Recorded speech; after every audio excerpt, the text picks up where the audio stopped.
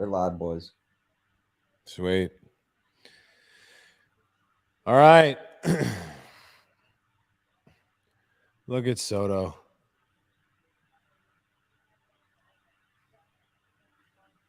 Two different armbands. Wow. He needs to show up. Right, Carl? Right. Oh, he's muted.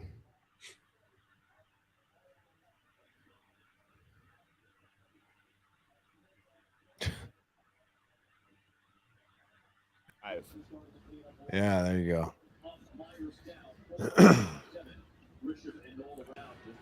How about now? Got you.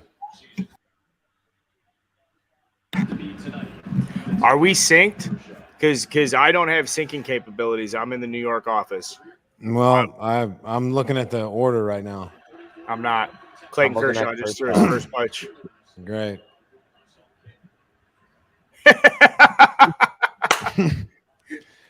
Kershaw is wearing Skechers spikes. That's a little bush league. It's a power move. Well, Under Armour wouldn't make him the spikes that he wanted anymore, so he said, "You know what? Fuck you. I'm going to sign with Joe Montana." This might be the most uncomfortable live streaming situation I've ever had to pull off. I'm currently outside Dave Portnoy's office on the content floor. I don't know how to sit. It's so bush league. The quality doesn't look great either. Mine looks awesome from my end. Yeah, Jake looks good. Carl, you look a little pixelated. Oh, do I need to get some better internet here? I don't know what's going on. Which one are you connected to the sure. Barstool Employees one? Yeah, Barstool Employees, man. There's nobody here. Nobody's sucking on the Wi-Fi. Damn. Pete. It'd be nice all you fucking tech guys went home.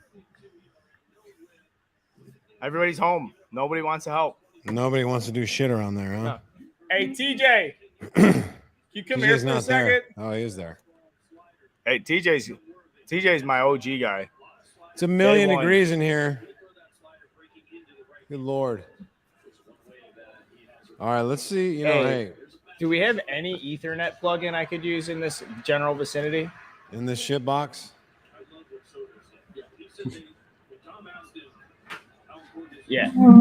Okay, sir, I'm doing a stream. I need you to stop moving tables. Sorry, bro. It's just going to happen every now and then. You're good. Hey, I got another squeak coming. Oh!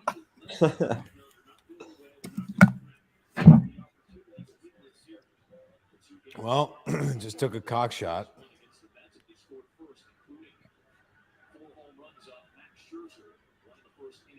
Ooh, neck ball.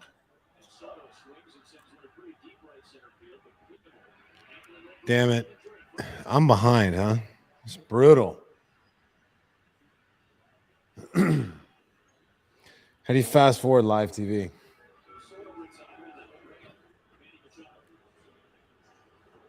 Ooh. I mean, why do you look at the picture after that? You know, you missed it. You're out. Soto, man. Yeah, nice swing, out. What do you think about during the Mets series? I know I get it's disrupting the pitcher and stuff like that, but the amount of times that they step out, you like that or no? Well, I mean, they're not really supposed to do that very much anymore. Didn't bother me. I mean, they were stepping out like 3 or 4 times in that bat. It got ridiculous. They're not. They're probably not. They're not going to police any of that during the postseason. And really, there wasn't much of that going on in the regular season. It was more something they tried to implement in the minor leagues. But if they're going to have a pitch clock, the batter's going to have to be in there. You know what I mean? Like if it's a 15-second pitch clock or 14, whatever it is, and the pitcher's ready to go and that clock runs out, that's going to be, I'm assuming they're going to have to discipline the hitters in some way.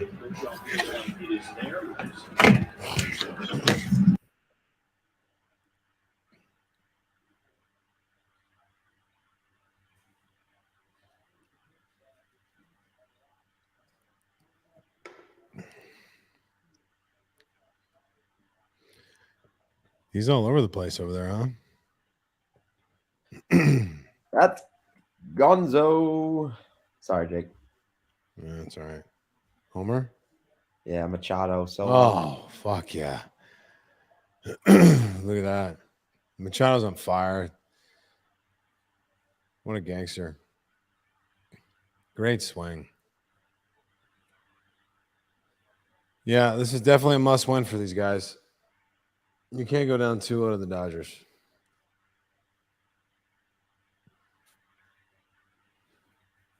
We'll see how Darvish comes out. He's got to pound the zone. He can't fuck around. He's got 6 breaking balls. I think he needs to eliminate 1 or 2 of those. Just pound the zone. Get ahead early. Because you can always expand later.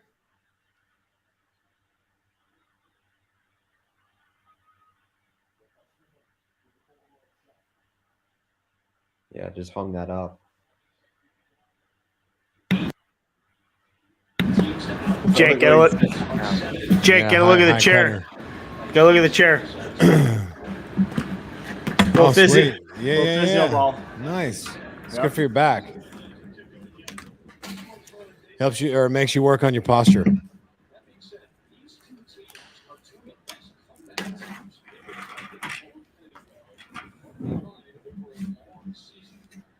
Stability, core. Someone said Carl's recording on a potato. Is it any better now? I just plugged into Ethernet. No. Same shit. Listen, I'm in the fucking fuck you, Colin. I'm in your fucking shit office. I'm just laughing. The comments are funny. It's funny. Yeah. Did you see Machado's homer or what? Yeah, I thought I spoiled it, but I was on mute. No, he high cutter. Beat him to the spot. It's getting better now, Carl. Yeah. It's because you got the lovely Dave Portnoy looking over your shoulder. Oh wow. Good pitch. Yeah, it's like North Korea. He's got pictures of him everywhere. Just pay your fucking respects as you walk by. Can you hear me okay? I don't need to lean in, do I? Yeah, I can hear you. You're good. All right, well, we should welcome everybody. It's game 2 of the NLDS. Carl here in New York City. Obviously, Snake in Austin, Texas. Colin Cooper. Sweating in my basement. Shitty New York apartment. I'm on a physio ball. This is our second game cast. I'm calling it the Carl cast. I haven't told Jake that yet, but in my circle, we're not going with that. We're not going with that. Yeah. I mean, you were late to the stream. Well, I'm battling a lot of challenges here. I don't have any of the resources that I'm accustomed to. I'm not in my Chicago backyard. 1-0. 1-0. Phillies deadlocked at 0-0. Pitchers duel, fun to watch. We had a great interview with Joe Girardi today. That's going to be on Saturday night tomorrow. That's why you're on a physio ball right now, isn't it? Well, I have let you guys down, and so I do have to work core, stability, strength. I feel soft. This pizza here, it's so good, it's so available. Yeah, it's everywhere. I had a nice meal today. Had a couple nice meals. Had a nice corned beef sandwich. So yeah, definitely feeling a little bit. What'd you end up getting for dinner? A little soggy. I went to John's on Bleecker Street, which is an old sailor move. Great pizza place. Yeah. Real thin. That's the best pizza. The best pizza possible is thin. Thick crust is so overrated. Well, it's just not even pizza. So you're coming at deep dish right now, right? Yeah, it's just flat out not good. I just want to make sure I'm know what type of argument I'm about to get in here. It's just not good. Deep dish, Carl? No, I don't like to talk shit about it. I don't get it that often. I'm not really talking. I'm just saying it's not good. Oh, you're not talking shit about it? I mean, it's not pizza. It's an overwhelming amount of cheese, very little meat and a little sauce on top. I mean, I'll eat it, but I'm not like I'm not going to eat a whole pizza like I would a thin crust pizza. I mean, I'll have Right. 1 or 2 pieces just to be respectful, and then I'll hate myself after. Pizza is such a personal commitment that I don't necessarily get mad or happy or one way or the other about people's opinions. I think people are entitled to their own opinions. However, if Jake was like going to start talking shit about Italian, or I'm sorry, if Jake was going to say not talk shit, if Jake was going to say Italian beef isn't good. Those are great. Those are great. Then I was say that was the problem. Those are great. Yeah. It's a big No, problem. I mean, who doesn't like nice toasted bread, a shit ton of beef, a little bit of cheese, maybe some mushrooms, dipped in sauce. Everybody loves that. Little jus. Yeah, a little jus. So, like, that's a good word. Do people call it beef dip, like a beef dip sandwich, or a French dip, or is that like not a Chicago term for that? It's not a term for it. It's Italian beef because it's a different type of blend of spices, which gives it like a kick. It gives it a flavor, and so it's all about the spice. Yeah, it's actually frowned upon to put cheese on it. Oh, yeah, it's like frowned. It's all like, right. What are you doing, man? But I wouldn't do it. To each their own. To each their own. So people wondering in the chat, I just want to say, obviously the Phillies game was supposed to be on earlier, so we will have both games going right now. Yeah, gotta have them both going. Dodgers, we will have both on. So. All right, well, let's ask Jake if starters can say no to going in for relief. I mean, there they are. A starter. He's referring to Robbie Ray facing Yordan Alvarez. That's a conversation that he had with Scott Service before the game. I'm sure he told him he'd be available, he'd be ready. That was technically his side day. So at times you'll see guys used out of the pen on their side day to take advantage of their pitches. I don't necessarily think it was a mistake to put Robbie Ray in that situation. The mistake was throwing him a middle end heater in a 1-0 count with a base open. That was the mistake. And if he throws him a slider there and he hits a ground ball to second base, we're not talking about it. But just a really awful pitch selection. And what an absolute laser he hit. I mean, I'm glad he did. That was fucking awesome. Yeah, it was like one of the biggest postseason moments maybe ever. I mean, it was sweet. That was definitely sweet. It was so sweet. What my quality looks very low when I see it on YouTube, and I'm starting to get a little alarmed. It's not terrible. It's all right. It goes in and out of like decent and then back to the OG looking one. Good like pitch. Right now it looks okay. Now it looks bad. Mookie not happy.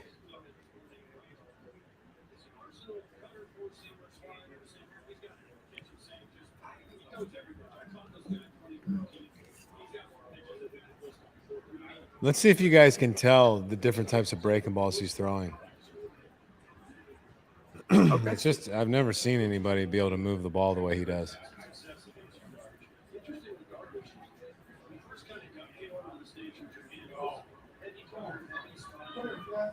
Schwarber up against the wall.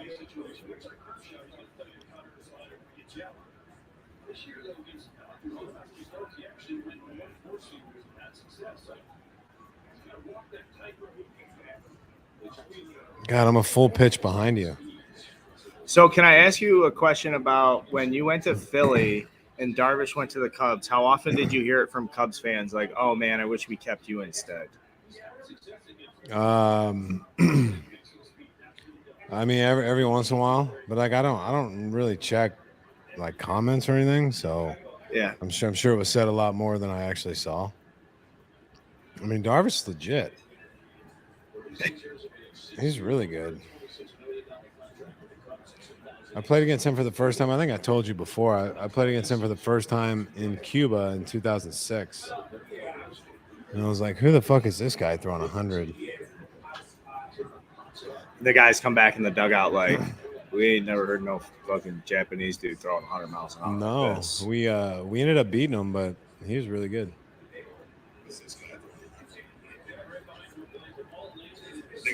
How do I share this? Great pitch.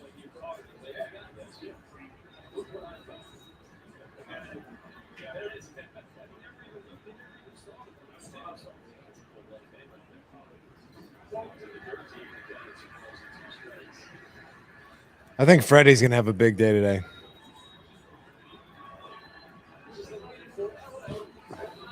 Yeah, you were quick on him in that prop when we were putting the prop together. Yeah, he shows up for these moments. He didn't have a great night last night, but neither did Mookie. I think were they over between the two of them? Right in the lid. Oh, he missed it.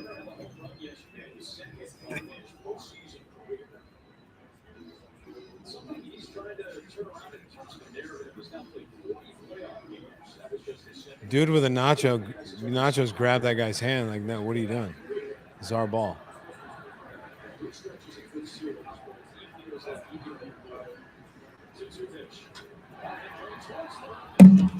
I'm gonna do such a professional job of not interacting with you, like because I'm a pitch ahead. I can hear your fucking TV.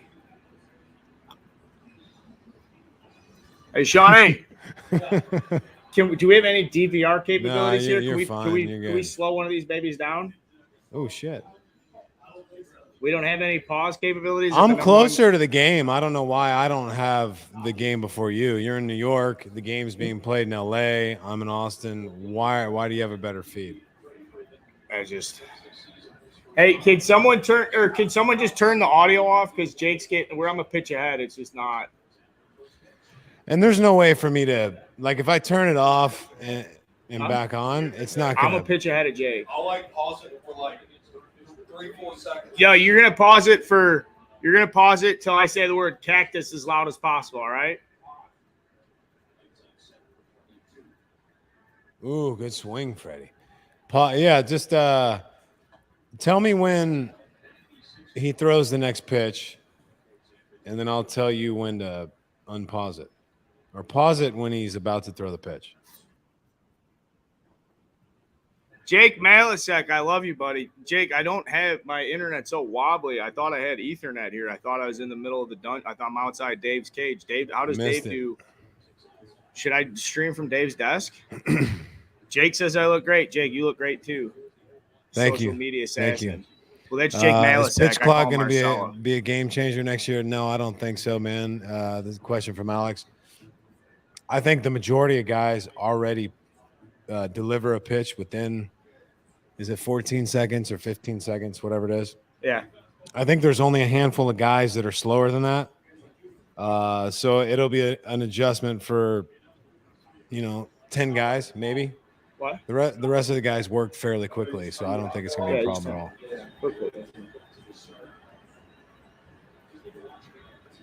all.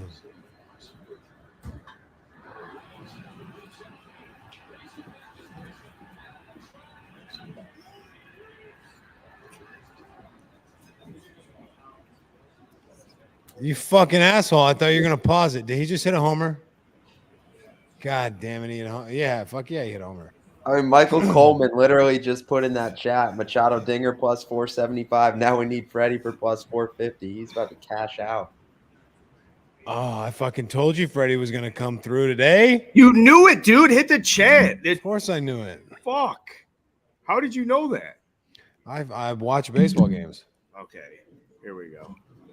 I mean, not a hard pick. I mean, the guy's unreal. What are you having? I'm just polishing off a mocha here, by the way. I'm having it's a beer by Revolver.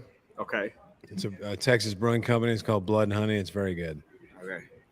I had a lot to, I've got 6 or 7 of them here to keep me company. Okay.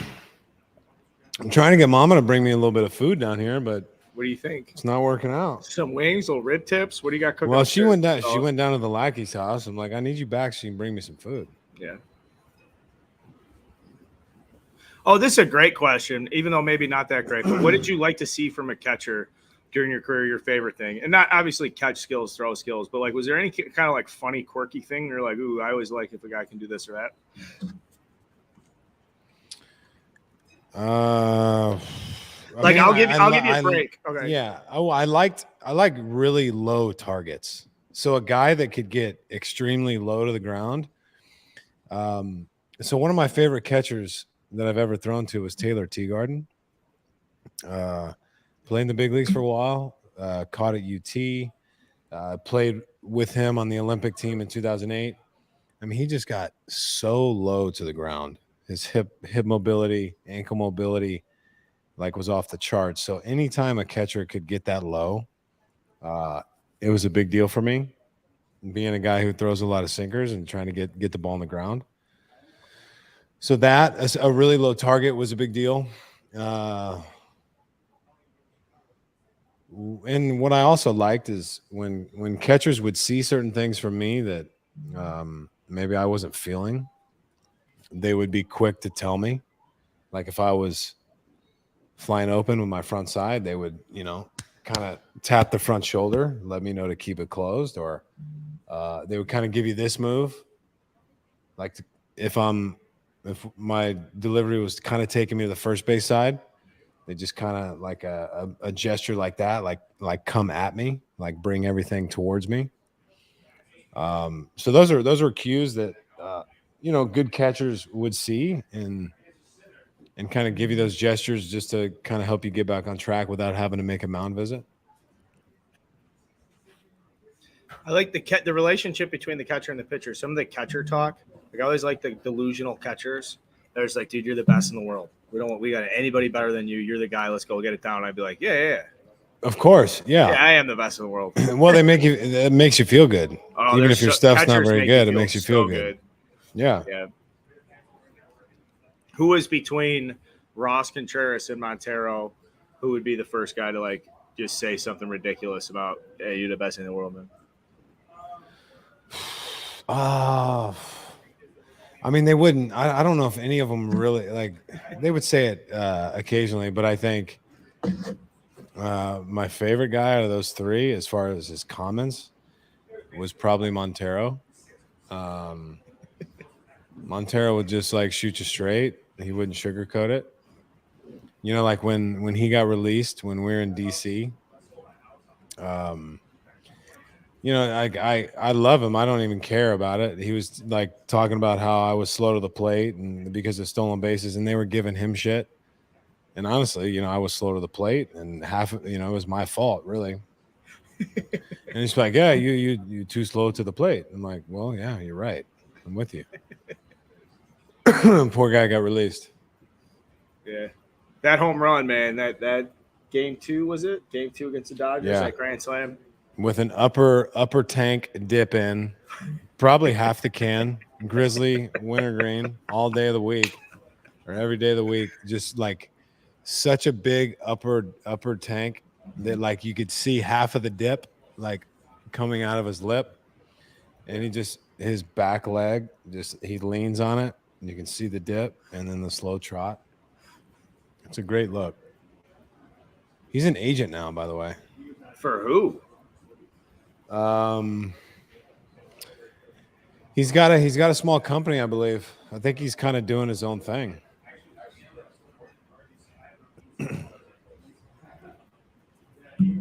Cooper, what are you doing? Why are you laying on the ground? How was practice? Hip flexor work. 100 jumping jacks and ran Ooh. 15 hills.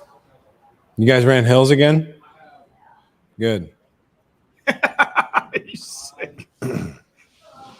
Nice piece of hitting right there from Myers. Wow, this catch from Dansby Swanson is gonna knock your fucking tits clean off your chest, big fella. Hey, is Mom here?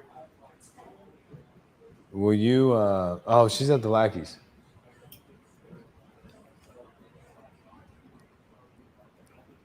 Look at that. Look at that. It's amazing being a pitch behind. Can you tell those fuckers in the office to save it, please? God damn it. What, Dansby Swanson? Well, yeah, I mean, I'm a I pitch can't react behind to in all that. these games. No, I'm not reacting to anything. I'm not. No, dude, listen. I'm about to tap into the most professional side of me you've ever seen in your entire life. You don't even know. I might as well be from the fucking future or the past. You're the one who's ahead. I can't get a live feed. It's the Austin feed, man. I guess so. Too many people have moved to Austin. The cable infrastructure's overloaded. I mean, we got Bezos here. We got Elon here. You would think we'd have better connection. Whoa, you got Bezos in Austin? Oh, he's here. Well, he's here sometimes. Have you seen a picture of him from 1998? Do you know what he used to look like? I really don't care. It's an impressive glow up. Pretty sure he's just like an ugly dude, just like he still is. Same guy. I mean, he's on HGH or something. Have you seen that's him? What I'm saying. That's what I'm saying. The man's fully stacked now. He's got great chest. Yeah, well, shoulders. I mean, he's like kind of thick and chubby, which is fine. But he's on some sauce. You think so? You think Bezos is Oh, juicing? of course he's on sauce. Like, why wouldn't you be? He's got an anti-aging doctor that I'm sure travels with him and gives him all sorts of fucking cocktails to take. Why wouldn't you? MLB should suspend him just for the PR move, just to come out and just say, "Hey, Bezos, that's a knock. Bezos suspended 50 games." Bezos. You know what? Yeah. You just took the bait. I mean, not the bait, but it's like an 8-year joke with me and Barcelona not being able to say his name correctly, but never mind. Sorry, I didn't follow. No, it does. Bezos. Yeah, I got you. Cooper, make me a sandwich. What type of lunch meat you carry, or do you just have like shaved bison? No, I don't eat a lot of lunch meat, really. The kids do. We usually have turkey and prosciutto, maybe some ham.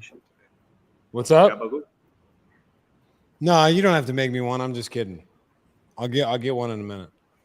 What do you know about Trent? Hey, go take a shower, please. You stink. Huh? What do you know about Trent Grisham? I know he's a rock solid human being, works hard. He's dialed in the postseason. See, he knows that ball's an inch off the plate. Look at him. He's pissed. Really borderline, but he's right. It was off.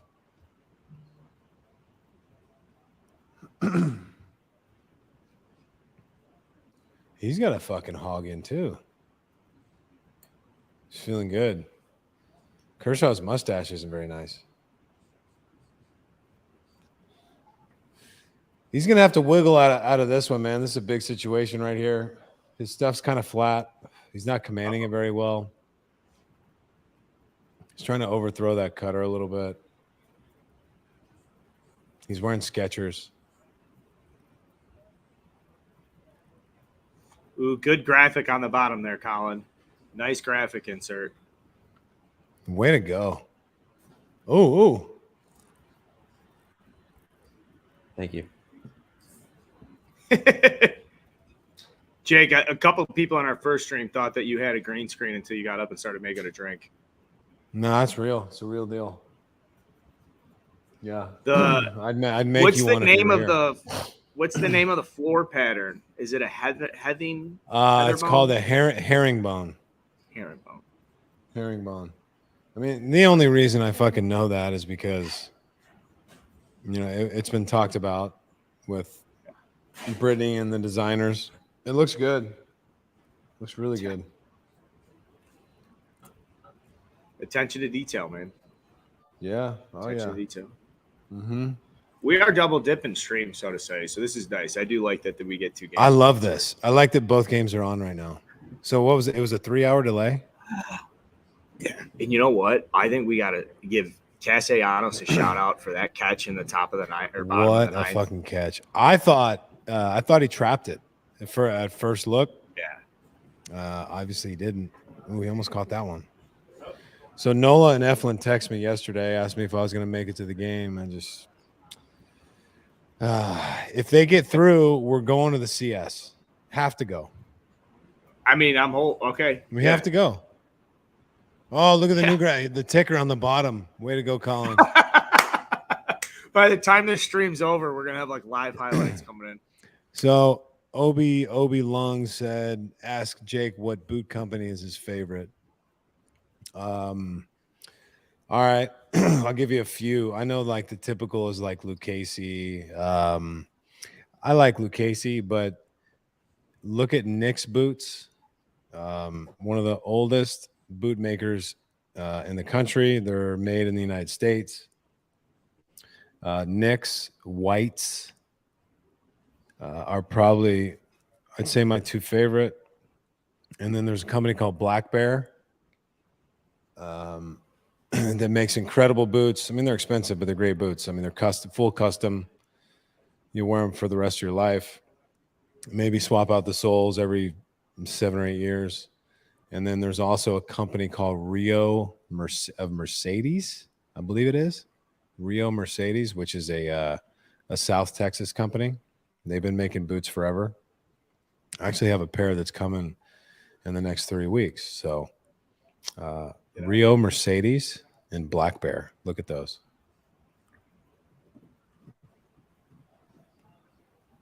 Yeah, I don't wear a lot of boots, but I endorse what Jake was saying. Xander says, "Who is this guy with the sick house?" Oh, I mean, Not me. if you don't know, what are you doing on the stream? It's good to see you guys. That's Jake Arrieta. Went to TCU. Yep, 2 years. I didn't like the purple at first, but it grew on me a lot. If you're good, purple is awesome. If you're bad, purple is the worst color. Northwestern. I'll tell you what, though, their football unis are pretty sick. East Carolina's sweet. The purple and gold. The Pirate, they have a cool logo. The Horned Frog is you guys get the most you can out of a Horned Frog. Yeah, you know what's interesting is that I've never seen a horned frog, a live horned frog in person in my life. My father-in-law sent me a picture from his ranch a couple weeks ago. He had one in his hand. I've never seen one. Never. And are they like you would think I would see them a lot. I don't know. I don't know if states have frogs, like a state frog. I think that's just like a bird thing, like a flower and a bird thing. We got blue bonnets. I don't know what our state bird is. Our state bird's the cardinal. What's weird about that? I was just about to say, there's so many cardinals here. I didn't think that was like a Texas bird. But if you're talking to someone and a cardinal shows up, you'll be like, "Oh my god, a cardinal!" Like people love to see cardinals. People love it. Yeah, I don't like them at all anymore because at our last house, they would land on my my side mirrors, and just they would look at themselves in the glass, and they would shit all over the side of my car. And this happened like every single day. So what I did, which I was going to shoot them with a pellet gun, but I was advised not to do so. What I did is I got like a plastic owl and just set it on like a tree stump in the side yard, and they stopped coming around. Oh, because they're afraid of the owl. I assume so. Did Acuna just get hit in the hand? Yeah, I didn't want to say anything. I got to get something to prop the camera. It looks like a POV from the other way around. It's not good. Yeah, that's not good.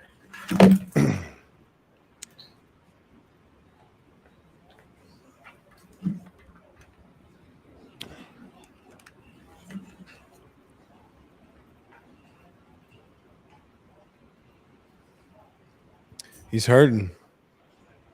It's not good.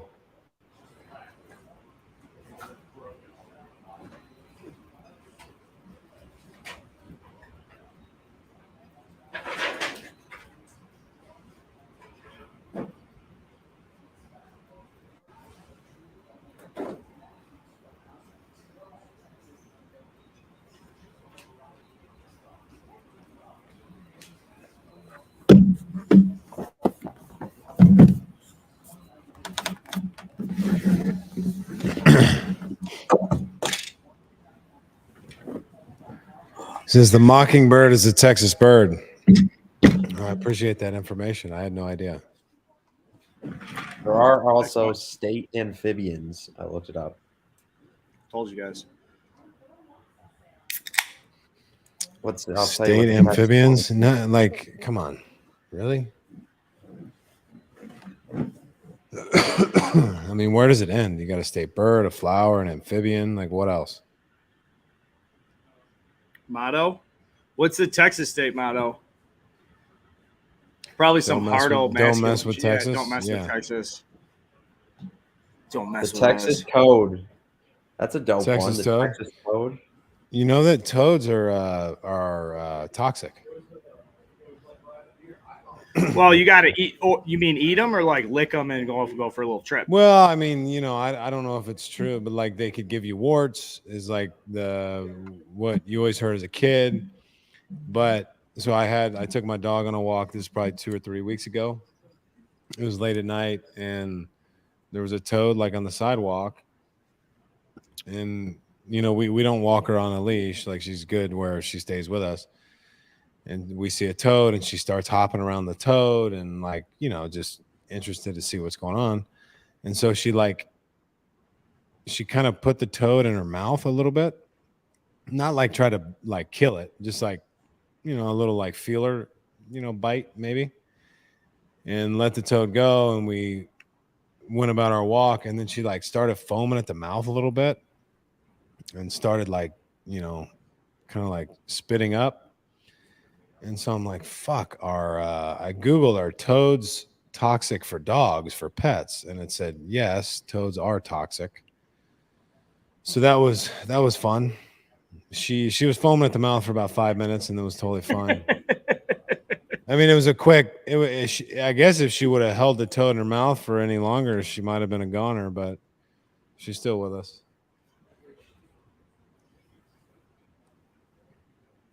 Quick promo don't here. put a Instagram toad- Live. don't put a Go toad in tune your into mouth. Go tune into the chat, YouTube. Go tune into YouTube. I'm on YouTube right now with Jake. We're doing Q&A. We're watching both baseball games. If you're hanging around watching both baseball games, I came live to tell you guys to get off this live stream and go to the other live stream that's on Get on our Starting Nine stream. YouTube. I'm gonna I'll send a link out on the story. But come ride or die, we're just hanging out. This is the boys kicking it. And if you were fucking around doing lineup previews and you've been in the bird's nest with me for 6 years, we got fucking streams going. Let's go, boys. Link coming to the story. And I still got to get to the bottom of what happened to my nose. If any of you guys are dermatologists, hit me up.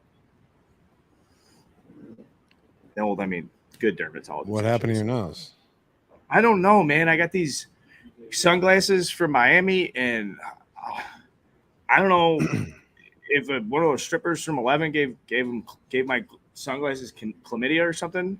It My could nose, happen. it's something. William Prender, I recognize that name. Thanks for coming. I'm just promoing real quick. Starting 9. Go to Starting 9. This is the worst Instagram post. The algorithm's going to kill me for this. Don't care. Ooh, did you? Off the end of the bat? Oh, no, he did. He gone. Who picked Muncie for an RBI? Colin. That was nice. All right, so we need Trey Turner to score a run, and then Starting 9 is up like 14 units in the postseason, boys. We fucking hit this bet. We hit last night plus 750. Greer? Greer, I like you so much. I'll pause all live streams to say hello to you at all times. You're the best.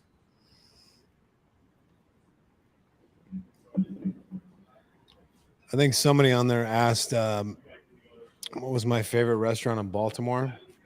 I had a couple. I mean, G&M Crab Cakes was always awesome. I tried to go there. It was like this. I mean, I wouldn't say run down, but it was just like a simple little spot, nothing fancy. And, they serve the crab cakes and French fries in like those styrofoam, like white to-go boxes. Like real crab cakes, real crab, not that like blended up garbage. Yeah. And then Abbey Burger. We used to go there a lot. What was cool about Abbey Burgers, they had like they would always have exotic stuff like kangaroo and different like wild You eat boar and that? shit like that. Like you would eat kangaroo? Why not? Eat it all. Have you ever had rabbit? I've had rabbit a lot, yeah. It's like an actual natural aphrodisiac. Like I had rabbit, and I'm telling you, it's a thing in my life where if I see rabbit, I'm horny all the time. I don't. None of that. How works for horny? me. Scale 1 to 10. A 10. You see a nice weather girl comes on. I haven't seen her before. Look her up on Instagram. Yeah, Kind of horny. No, I mean, I can get that horny. I got that horny today in New York. A real hot. Well, it's weather just girl like came out, sitting in the hotel. Ooh, this one. I gotta know who this babe is. I mean, if I was single, yeah, but no, I Okay. know. No, I'm not. Hey, no one's. I'm a better man than you. Whoa. I can get horny and be a good man. Okay, I can do that. And actually, I'll say this: Mrs. Carl likes it when I can be horny because she knows I'm a good boy. There used to be a place in Fells Point, Fells Point. We'll get back to the horny talk. I'm just trying to think of the places I used to go. There was a fucking amazing tapas place in Fells Point. If somebody knows what it is, it was like this beautiful, like big building, like 1 story, but like 40-foot ceilings. It was maybe like 100 by 100, like the big square building, beautiful brick. And it was tapas, like one of the coolest vibes, good drinks, good food. And then there was a place called like One-Eyed Jack's, I believe, that used to have the best fucking pulled pork sandwich. And it was like a Grand Marnier club, whatever, which I'm not a huge Grand Marnier fan unless it's in like a margarita. But you would have your own like bottle in like this cabinet, and you take it out and drink it while you were there. I don't think they're open anymore. So like it's those defense. That's bad D.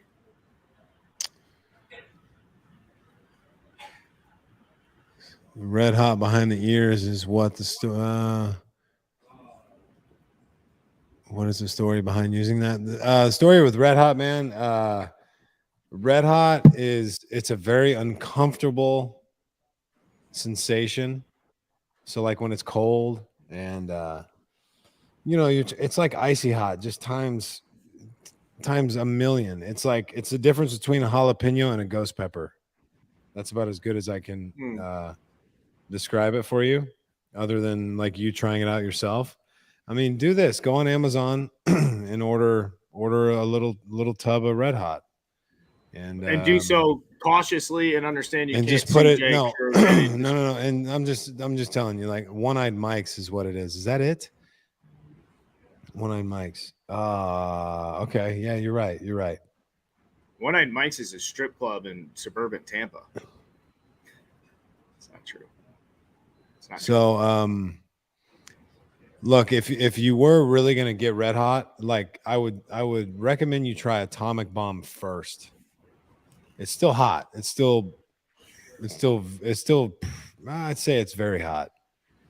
Red Hot's just on another level. If you were gonna try it, I would just like put some on the top of your forearm, because it's like a tattoo. The places that don't get as much sun exposure, the tattoo hurts the most. More sensitive skin.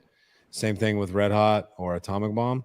So if you wanted to use it, like put just a little bit on the top of your forearm and see how it goes. Hey, Barconcia is a tapa spot in Fells.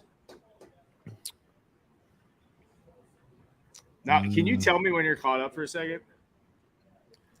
2 outs. Bellinger at the plate, first pitch. All right, and Braves wise? Braves. Damn, I shut it off, man. All right, so you haven't said, all right, 2-0 Braves. Austin Riley, infield single. Oh, shit. Yeah.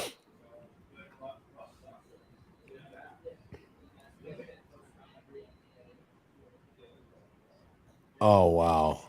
A little chopper. That's so brutal because Rhys Hoskins has the ball off his glove, and then it just seems like those things string together. It's just a cruel fucking sport. Yeah.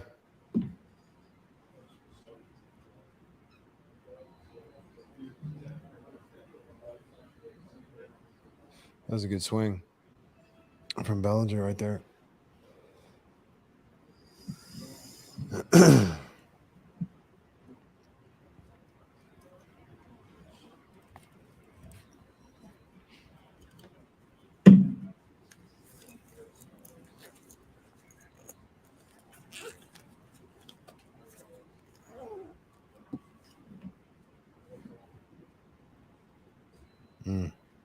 You see? You see?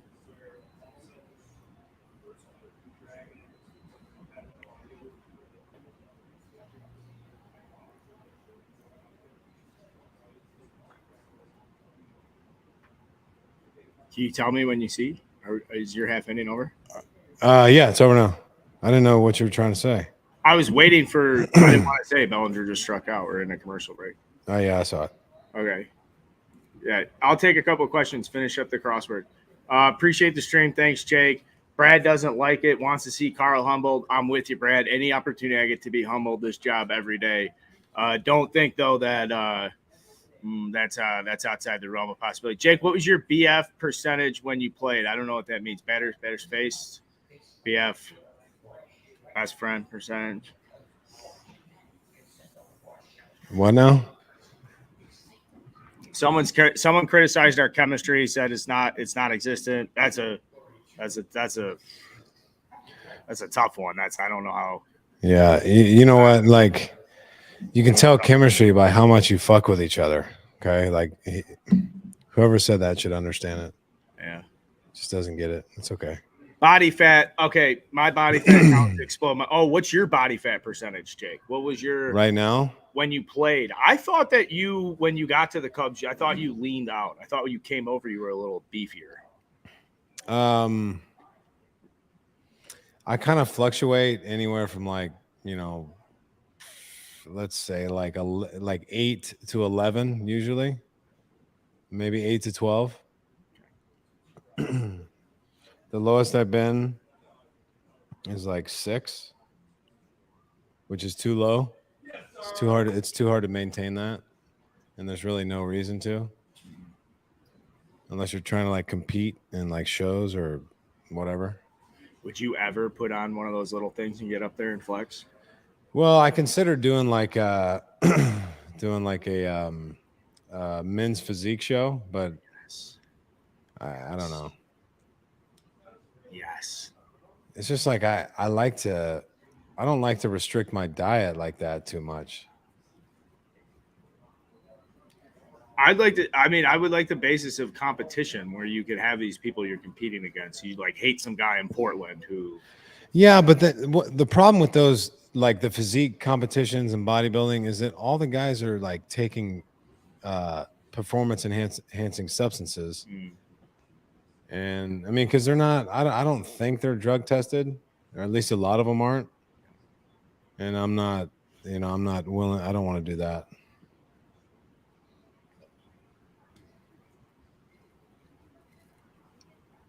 Our big cards guy just walked by. He's the one who breaks all the packs around here. Yeah, I got a text from Renato today actually. Oh, we should get him into a stream. He's like, hey man, I got a bunch of new cases of product in from Panini, really good prices. I'm like, yeah, I doubt they're really good prices. Everything's so expensive. Hey, he knows that you're ready to spend. He's like, I'm not ready to spend. We'll see. I'm slowing down. I'll say that.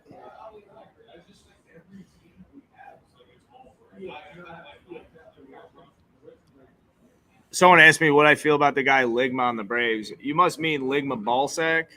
Yeah, he's a good player. Yeah, he's good, man. Good player. Very good extension. Soft hands, good actions up the middle.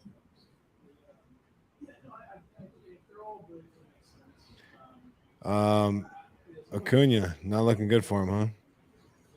No, he's all right. What do you know about Bob Melvin? He seems like the nicest man in baseball. Yeah, he's like one manager I don't really know much about other than what I've heard from players. I mean, he was on the West Coast.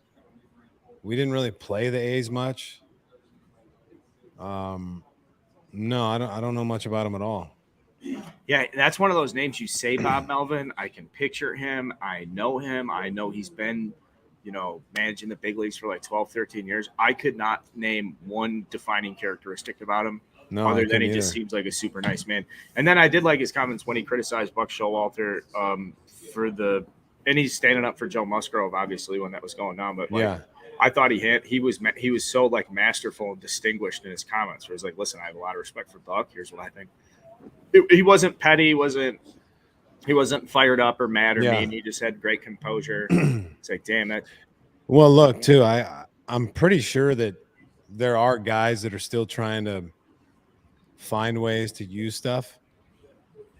But when you're getting your hand checked in between every inning, it's got to be really difficult to find ways to use stuff that wouldn't still have any sort of tackiness or stickiness on your hand.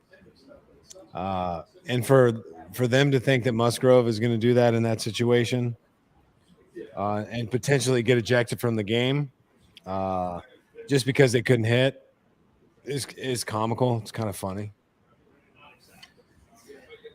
We have a couple security guards here on at Barstool HQ that are retired NYPD. So now they just like work for the company and they hang around there too. These two guys, it's like Pat and Jason or something. I'm botching. Pat and Donnie, diehard Mets fans. A couple older guys, retired cops. I just sat and talked to them today. What do you guys think?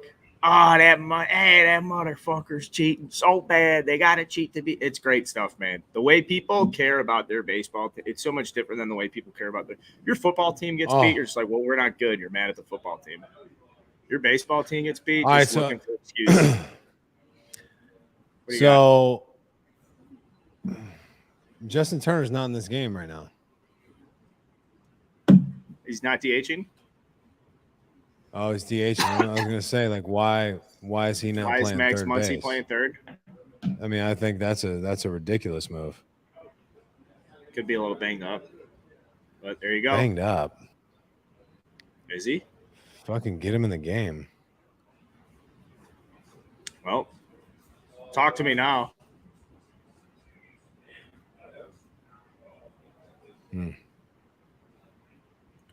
Because then you get a runner on first base. You get that gap. First base hold him on. Shit. First and third, no outs. Ooh, Second base okay, plays up the middle. Okay. Good move. You don't want to make the first out of third base. Everybody knows that. I am doing a beef this weekend. Someone asked, am I doing a beef? Homemade beef. Crockpot, slow cook, JP Graziano. Really? You guys can get a beef too. I got my beef kit. I got my beef kit and my care package. I got to. Okay. Did Jim send you something? Together. That's like one of my best buddies in Chicago. He like sponsors a ton of stuff for us. So he asked me, he's like, yo, can I send a package down to Jake now that he's working with us? He said, hey, Jake, why don't you tweet a link to the stream? I thought we did that. Yeah, we did, dude. We did. We're tweets are out. Streams up. All right. The tweet went out, right? Yeah, we're tweeted. I'll give you my dream guest for starting 9. My dream guest for starting 9. I have a dream guest, but it's not for starting 9. I have a dream one-on-one that I want to do, but I don't want to do it for a long time. And that's a long, and I mean a long time. Like if the opportunity came up right now, I'd say, no, I'm not ready for it. It has to be when my career is like, when my story's told. I want to do like the longest sit down with Theo Epstein, all on record, all whatever and I'm going back to Boston the first day he got into the big leagues. Will Tutton says no one talks about how much of a specimen Acuna is. Come on, man. What are you talking about? I think we all do, right? Guys, everyone knows that. He's got one of the purest swings the game's ever seen. He's a freak. Yeah, come on. Plus. Just good. Yeah, he's unreal.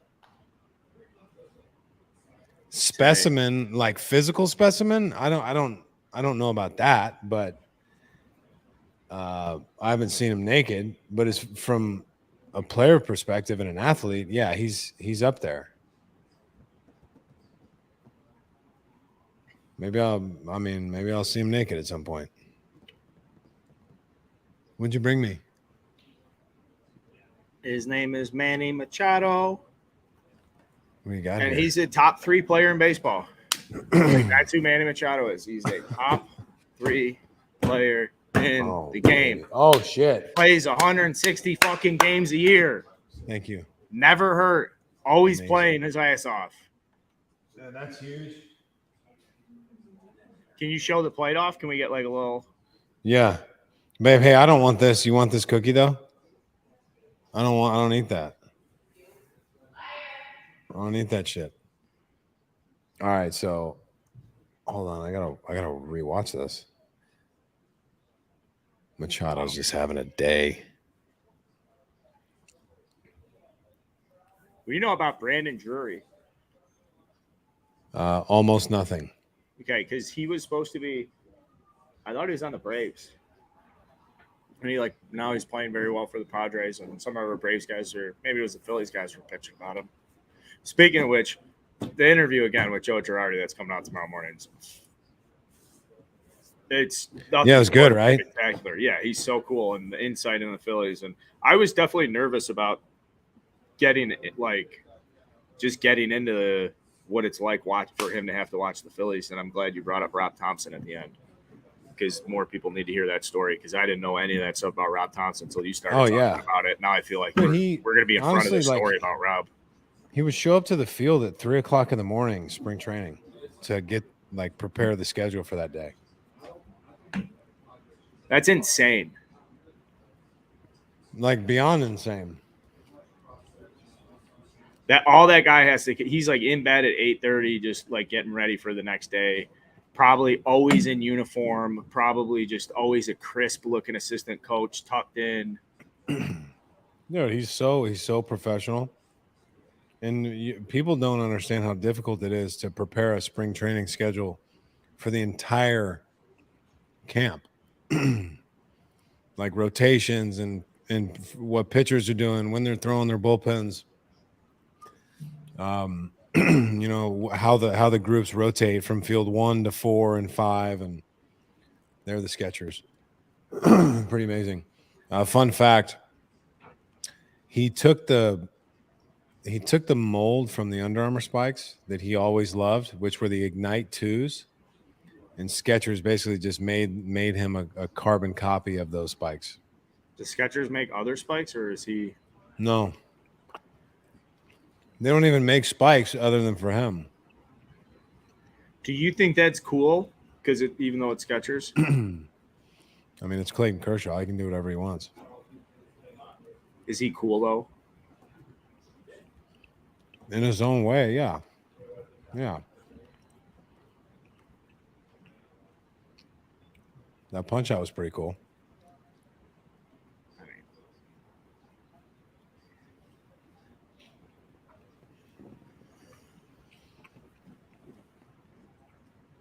I say you can't punch out in that situation, but you're facing Kershaw. What are you gonna do? Now here comes Cronenworth. He's due for a big moment. He's a nice player.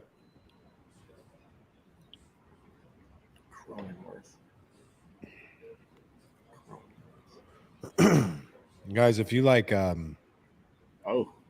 if you like to eat like steak and rice a lot or like Japanese food,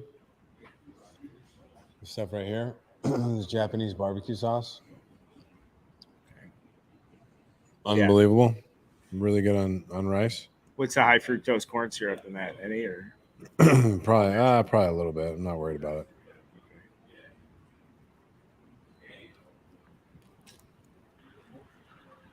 You ever had this, Jake? A little soyaki.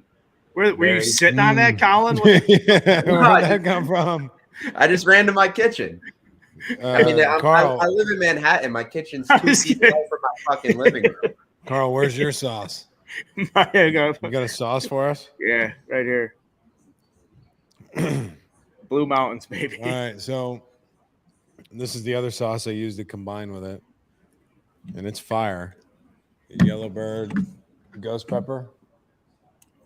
I don't know if you can see it. I It's can hot. see it. It's Yeah, good you're- though. You have good lighting, good studio lighting. Yeah, I got to light up. Good take. We got any drips? No. Money. You want to talk about a good take? Watch this 1-2 pitch. I don't spoil. I don't spoil. That's nothing to spoil. It's just a fact. Still way behind. Well, you probably want to fast forward then. I thought you told me. I thought you did told me you pause were a going to couple pause times. it. I I tried to. don't have pause. I don't have DVR. I don't. Okay. I don't watch TV other than Okay, here we football and baseball. go. In General Hospital. You're a soap opera guy. No, my mom was Young and the Restless like every day. I'm like, what the fuck are you watching? I can never understand how they film it. Why does it look so shitty? All of them. I think that's kind of the point. Because it makes you feel like you're there, like I'm part of it. I don't know. I love when they try and cry. They're so bad at that. Why didn't you tell me? I feel like John Hamm got a good start on General Hospital. One of those guys. Speaking of which, Cardinals fan, Hamm, that guy's packing. Have you ever seen a picture of his log? No, send me one. All right. You're not going to believe the bulge that this man walks around with every single day. It's a burden. It has to be a burden. What? It has to be a burden to be this well hung. John Hamm Has you ever done like a full frontal? bulge. I don't know. No. You should. I mean, you're not going to believe it. I don't even want to send it to you.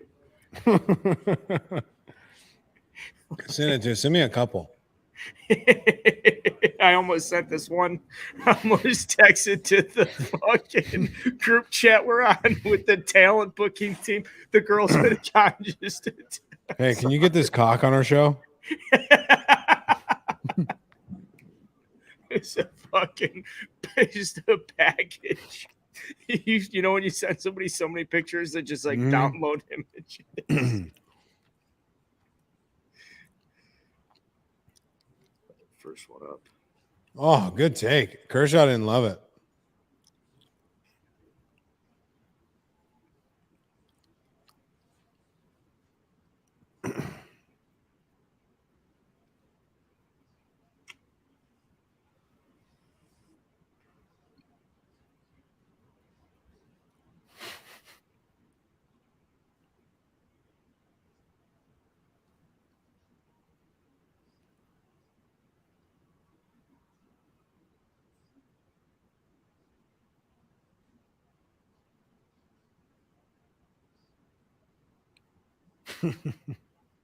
That's funny shit.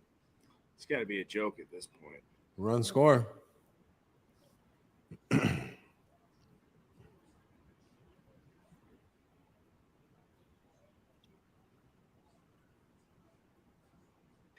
What did I miss? I was looking at John Hamm dick pics. Cronenworth ground out. Soto scored. Michigan man.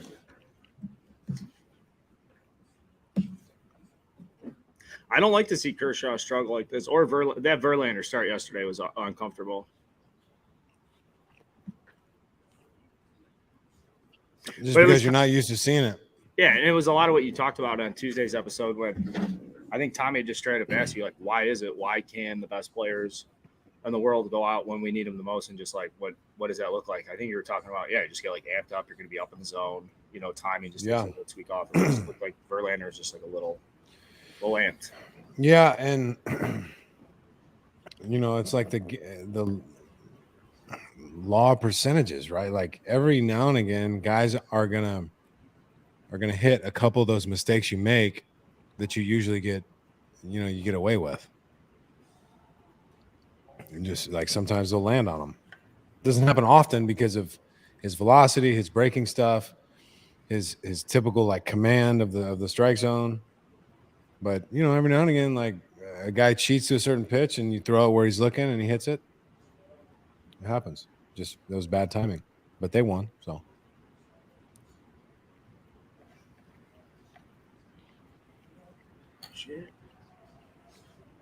I really like this Bilotti guy that's throwing for Philly. He's got a nice arm.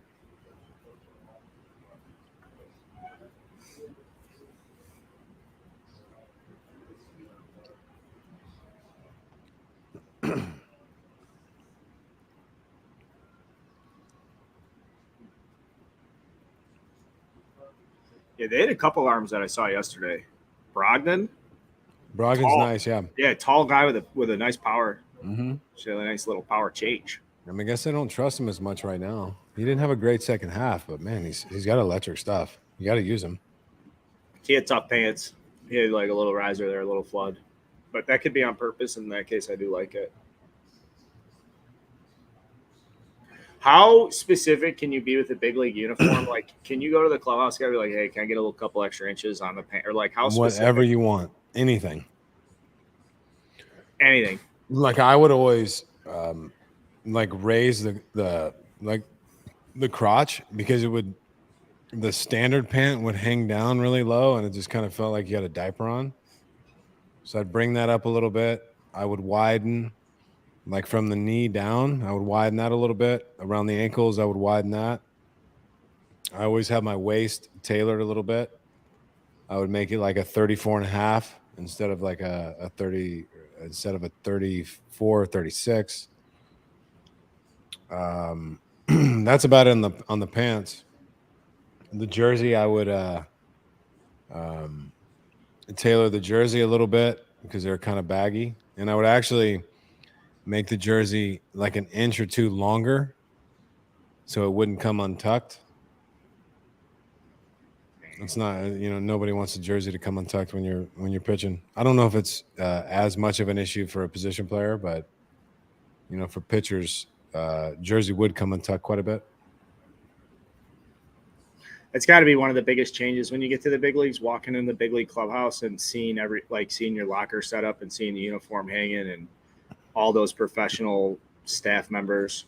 Because up until you get to AAA, there's like one clubby? No, there's a main clubby, and every team usually has at least two. Most teams would have three. They have a main clubby and then like two kids that work in the clubhouse with them. Yo, did Ozuna take a long look?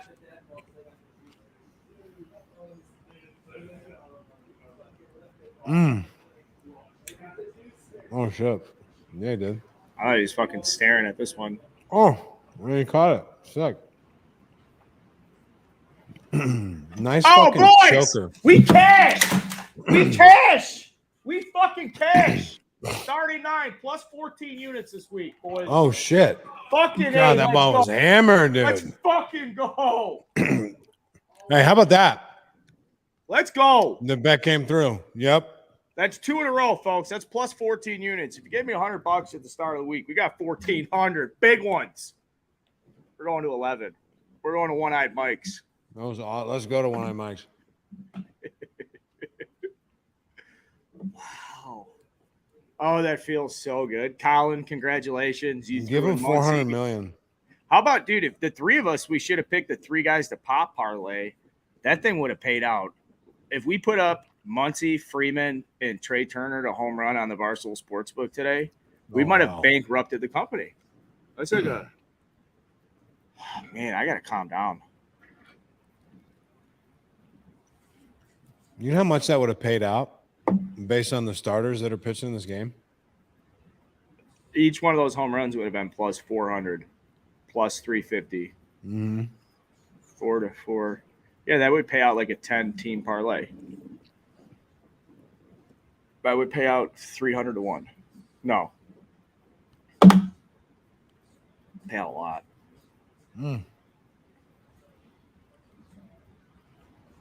He's got great hair too, doesn't he? He's such a handsome man. Good looking guy. He's like exactly like, all right, so you take Cooper to these tournaments. He's on the Outlaws. Mm-hmm. And you obviously have your experience in the big leagues, but just take the dad that didn't. There's the families and the dads that are walking around in the polos that like not on your team. They have no exposure to the big leagues or anything. and they're looking at their son play shortstop or whatever, they're like, he can make it to the big leagues, 10, 11-year-old. They're just thinking about Trey Turner. Like, that's what these dads want their kids to look like when they're professional baseball players. Not a bad guy to aspire to be, though. I feel like he might be the most like normal looking superstar in baseball. Like, he's, what is he, like 6 feet, 170 Oh, pounds? as far as size? Yeah, he's like, Yeah, I mean, he's not a big guy by any means. He's just like, he can absolutely rotate with the best of them, and he's fast. He's got a great arm. We got ourselves a ball game here. It's only the third inning.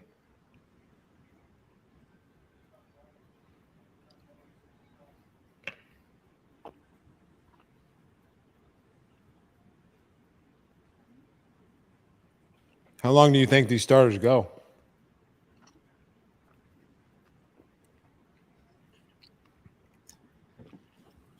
let's see, at 50 pitches? I think 5 max. I think you get Sean Manaea going right now. He's the perfect guy for this moment. They don't have, like, he can give you 3 innings. He's been super sharp. His second to last appearance of the season was like 4 scoreless or 4 innings against the Dodgers, 1 run, 3 strikeouts or something. Man, future Cup Trey Turner, I say. I told one of my buddies who's a diehard Dodgers fan, told him Trey's going to the Cubs, and he got really pissed. I think he might, though. Well, I mean, does your buddy know that if they do let Trey Turner go somewhere else, it's because they've signed Carlos Correa long term? I'd rather have Trey Turner. Yeah? Come on. Really? I mean, Correa's all right. I just, Yeah. The whole Astro thing to me. Okay, I was gonna say there's something going on there. There's a little stink from the Astros. Yeah, I mean, I would rather have Trey anyways. Someone brought my attention to this player. Sean, is it Jackson Peterson? Is that his name? Yeah, Jackson Stevens from the Mexican League. Jackson Stevens from the Braves. In the Mexican League? Yeah, he was in the Mexican League last year. He was pitching in the NLDS yesterday. And he just wait till you see this. His mechanics, everything about him, it looks like a junior college. He looks like a filthy junior college reliever. Like, just body opens up, everything's just flaying out right. But then he's got a sweeping slider. Sick. Really? But I probably need to see it. Probably a 40-inch waist. All right.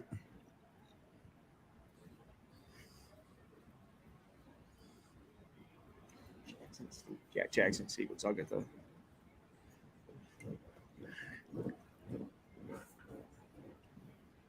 Oh, people want to hear some play-by-play, I guess, but I can't. I'm a couple pitches ahead, and that's not really good. Well, I mean, I guess I'll do it. I'll do it because, I thought you were going to pause it for me. I know what you're doing, and I do respect the fact that you're doing it. If I was more of an amateur with this type of stuff, I guess you don't have to do it. bait, I'll just sit here. I'll fucking do it.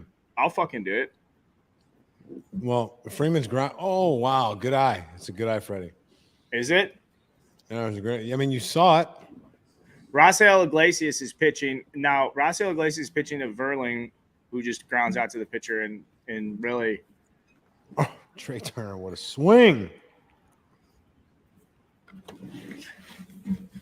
The Braves traded Jesse Chavez to the A's for Rafael Iglesias. Isn't that amazing?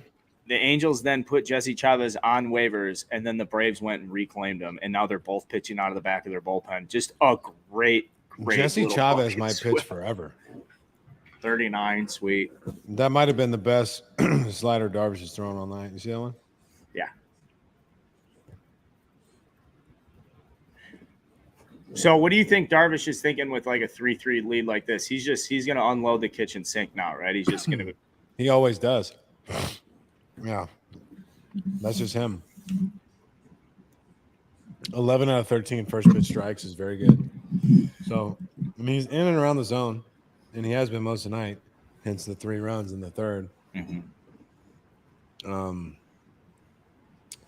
No, yeah, you're not giving in whatsoever. I mean, every out's huge in this situation. Kershaw's, on the mound against you. You've already got 3 runs off him. He's obviously shown that he's hittable tonight. His job now is just to limit damage. You give up a knock here and there, it's fine, but consecutive hits is where you get into trouble. Segura just put a hole through the wall in left field. Bat to ball skills. That was a mistake you missed right there.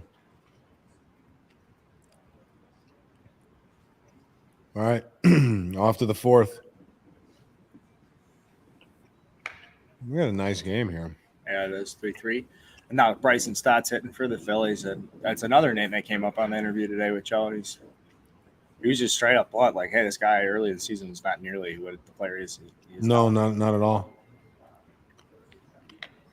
Man, Iglesias used to be one of the nastiest guys. He would, come in to face us in Cincinnati. It's like, game's over. This guy needs to get the hell out of Cincinnati and go help a winning team. And here he is. Cooper, you want this cookie?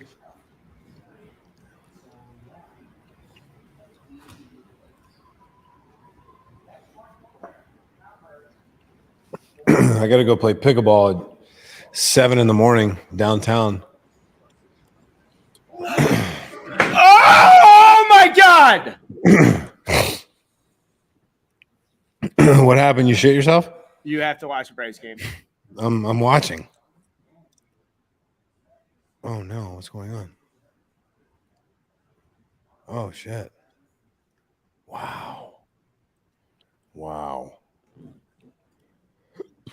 I thought he got hurt, dropped it. I thought that was a for sure homer. You're freaking out. Sorry. So bad. Sorry. I mean, it's such a good play. They're showing the instant replay now in the slow mo. It's a huge play. Body gliding down the. Wow. Sorry, chat's probably. There goes Carl again. Fucking had a couple coolers. No, hey, guys, come on. it's a great play. Give me a break. Can you do me a huge favor? Yeah, what's up? Come on. No, not you, my son. You take this upstairs? See, but Cooper has a right to complain. Those are a lot of steps, big house, upstairs. Dude, he did. He had a grinder of a football practice, but hey, you can still carry this upstairs. Eat the cookie on your way up.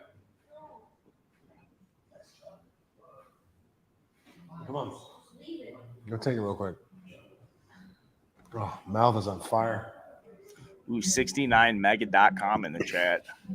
What's up? Some emojis. She's just trying to get me horny. Oh, sick. It's working. Let's go. Send a link. Mega. Send a link. 84% off your loads, boys. Send a link. I'm in. Take my money. That boy, clear it. Clear it. Oh, the spicy shit has got me all fucked up. I don't think I've ever heard you not just have this. You just have it. Because I think the body's just always, your body's just cleaning itself, just getting rid of the stuff, Maybe. See, I told you, Devin Godelski. Oh, ooh, it's hot. My beer Cooper, choice I need is some milk. No. Good eye, Schwarbs. My beer choice is always Miller Lite, but I'm in the New York office, and Coors Light sponsors the New York office, and they fly under the Molson Coors flag. So it's like international waters. Nobody cares. I like them all. Drank quite a bit of Molson up in Canada over the years.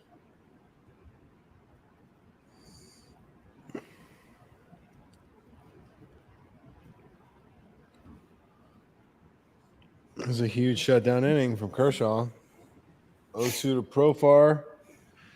He's been swinging it well. Yeah, it's just nasty. Whoa. I mean, he threw that ball 46 feet. I mean, that had some serious downhill action on it. Wow. Check his ears. What's the best bottle of bourbon you got back there? Todd Wilkerson's asking. Oh, well, I'll go grab a couple. I'll show you. That ball bounced 5 feet in front of the plate.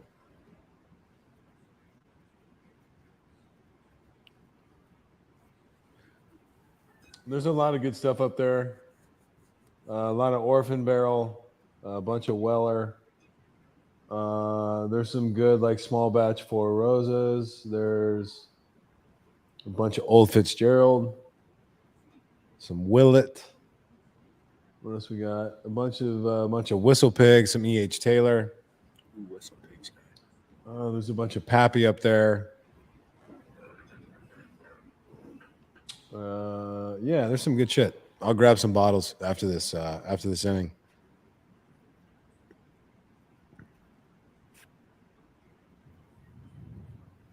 I'd just be sitting at that bar. Mrs. Carl would be coming home from work. I would just be sitting. Just testing this out. Well, we're still waiting on the couch for the basement. But right now I've got a ping pong table just set up here. We've been getting after it a little bit. I don't even want a couch down here. I want to just keep the ping pong table set up where it is. More of a fluid space to work around. Yeah. Nasty cutter right there. Kershaw knows what he's doing. He knows how to manage the game. He knows he can't really give up much more. And just get a 1-run lead. Give your team a couple more innings. Get the game to the bullpen. Let Blake Trinan throw his 99-mile-an-hour sinker. Maybe let Big Red get an inning. One pitch out. Love that. What's the most amount of outs you recorded on pitchers? Oh, the what? I'll tee it up. Senior year against Northwestern, I got 6 straight outs on 6 pitches, almost 7 in an E by the second baseman. This is where were you playing? Senior year at college. Senior year at college, and the fucking idiots you were playing against swung at 6 pitches in a row. Came in with 1 out and a runner on first base. Ground out to the first baseman. Next guy ground out to the shortstop. Go in. Wow. Throw a clean inning. 1, 2, 3 on 3 pitches. Go out, get the next guy on the first pitch. Now it just becomes like a joke, really. So I'm throwing this right down the middle of the plate. And then the next guy hit a ground ball to second baseman. He made an error. Well, I don't know what the coach was thinking. I was getting my dick sucked by my teammates afterwards. 6 straight pitches, 6 outs. How's the coach not telling the guy, hey, maybe take one? I throw 85 down in the middle of the plate. There's nothing the coach could say where it's like, take it. It's like, all right. Then you see me and you're like, I don't know, man. This looks fucking good. And it just moves this much. Non-Miller Lite weekday beer and shot. Okay. It changes. Shots I used to do a ton of Malort shots, but then those make me like goofy. Like people we got Teegarden in the game, by the way. We like him. There's a Thor sighting. Yeah, I like him. I don't mind him. I like him. I don't think a lot of people do, but don't give a fuck. He's kind of like a cultural legend. Like you say Syndergaard, that means something. Like yeah, I mean, he had a weird exit from New York, but they loved him there for a while. There's a lot of players that were on some of those New York teams that just never, and then they go other places. Or maybe I'm just biased because of Zach Wheeler. Forever, though, the Mets always have the top pitching prospects, I feel like. Wait till you see this guy. Wait till you see this guy. Wait till you see this guy. Steven Matz. Who's next? Where's Colin at? Who's next for the Mets, pitching-wise? Who do we need to look out for? They've got to have somebody in the pipeline. I don't know, to be honest, right now. And I think DeGrom's out, so it's going to be interesting. next coming years. Yeah.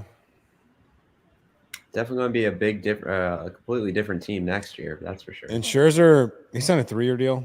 Yeah, Scherzer we got for 2 more years. I'd like them to bring back Bassett. He's a free Uh, agent. That's right. I'm totally fine with Carrasco and Walker Carrasco's really good. I've being always out. liked him. I just don't trust him. Carrasco? Yeah, I mean, there's a reason that those guys weren't available. Do you trust Taiwan Walker? No, that's what I'm saying. I'm good with both of them getting axed. Oh, okay. What happened? I said Which okay. game? I said okay. I didn't say anything. Okay. My boy almost with 2.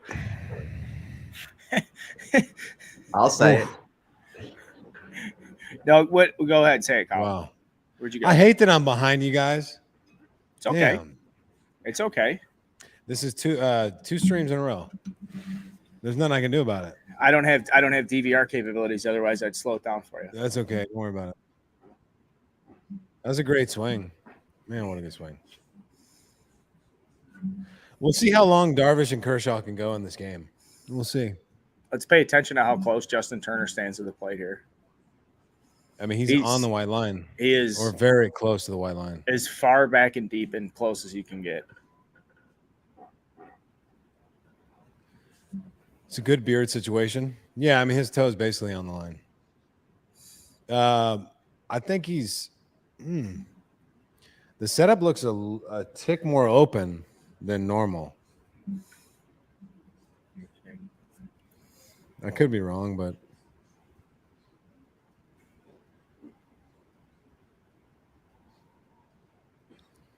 take. Yeah, he does look more open. Well, the Phils are down to their last 3 outs. I do think it's probably a wrap. It's interesting. Darvish just pitched all into Turner. I didn't see where Nola was set up there. Yeah. So yeah, obviously that's what on the pitch. Yeah, watch his 3-0 pitch.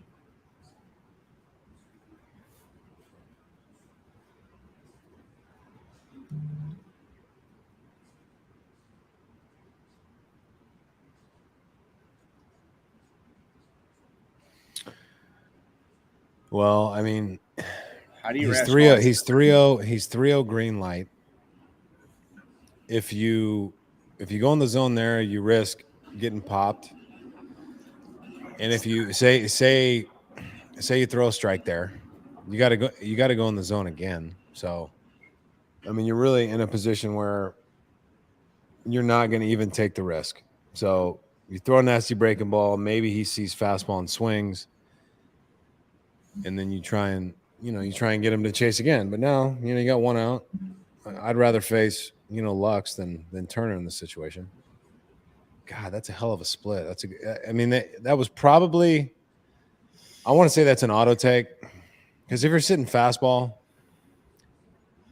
that pitch gets 3 feet from the plate and then just disappears. It's almost impossible to take unless you're automatically taking that pitch. Change up again. No. So his wiggle, that was a wiggle from Nola. I don't know what that was, like a slow slider that he missed up with. See, that's the hard thing about Darvish. You can't ever really tell what he's throwing.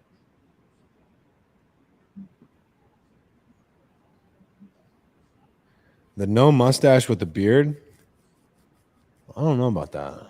I don't think he can grow a mustache. That's a swashbuckler look. I don't like it. It's a tough. Ooh. It's the same pitch, dude. It's like that 85. I guess it's more than a slider, but less than a slurve.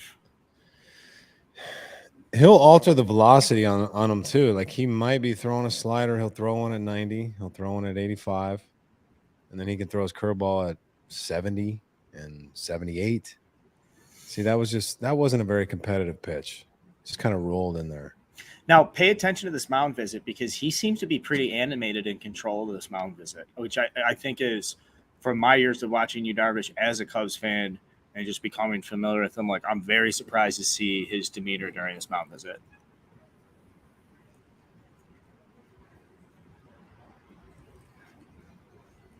Like, he's telling him, like, I'm good. I want to do this. Or it looked like he's very much Well, he's asking him. I'm sure he's asking him what he wants to do with this guy. What do you feel comfortable with? It's Trace Thompson, I believe. What do you want to go first pitch? If you throw a strike here, what are you going to go second pitch? Because you might not even. I mean, they're using pitch com, but like what we used to do is, they come out in a situation like that. Okay, we're going to go cutter first pitch, and if it's a strike, we're going to go directly to this. So like the first two pitches wouldn't even need signs, but now that's not necessary because of the pitch com. Yeah.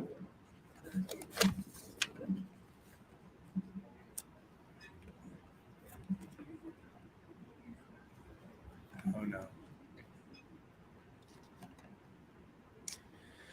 All right, so at this point, I mean, and remember how I've talked about how he gets a little nervous with his fastball, doesn't necessarily trust it as much as he should. He's got a great one. Now I would assume you're going to see a breaking ball here.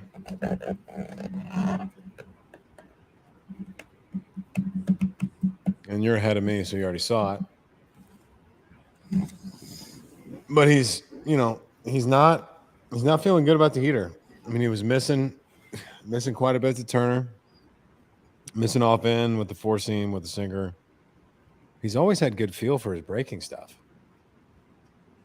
Yeah, he loves that one.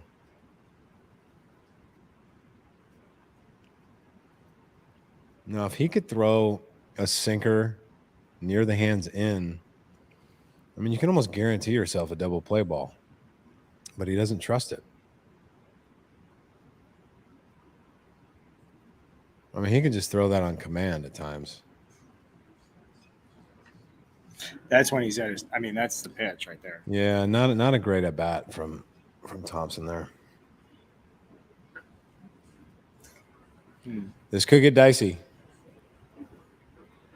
So Bellinger struck out in his last at bat on a couple fastballs. Yeah, he's due for a big moment too. Very capable of it.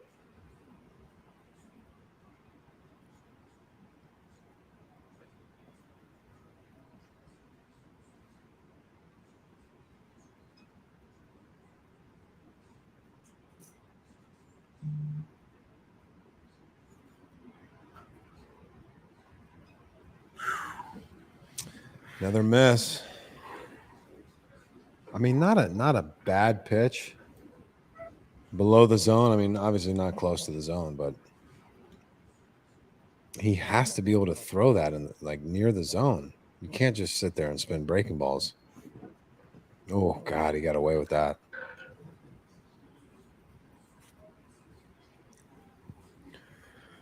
Jansen in the game. Ground ball to short. Yeah, this one's over. Is it? Yeah. Well, if it is, the Phillies did their job. 1-1 going back to Philly. Yeah, I mean, Kyle Wright was nasty. Couldn't really get anything going offensively. I think the Phillies are better. I mean, Do they what? I'm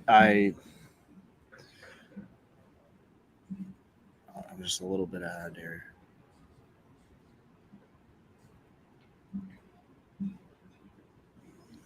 Split. Oh God. See, there's that slow curveball. 69 miles an hour. It's just amazing. 69. Like What would it take for you even to if you're close on the what's unique about Darvish is it looks like he's using the same effort. The arm speed looks the same, and it just comes out 10 miles an hour slower. And I don't know. I'm sure he's calculated. He has a reason for using that velocity because look, I mean, if that's 76, he might have landed on it. So, and he missed a spot. It wasn't in a great location by any means. It was just that differential in velocity, which really helped him out. But he's lucky to get out of that inning unscathed. That was dangerous. He made quite a few mistakes that he got away with. Yeah, that's a classic Yu Darvish inning to me of, the frustrating 4-pitch walk to Justin Turner, but then as you explained, like he's willing to take those chances because he doesn't want to make a mistake to him. And then to Gavin Lux, it's like, all right, you leave one up, he tattoos it, but then just comes back with two just really, really big league strikeouts, like nasty breaking stuff. Wow. Kinley just made a pretty big mistake, 0-2, and got away with it.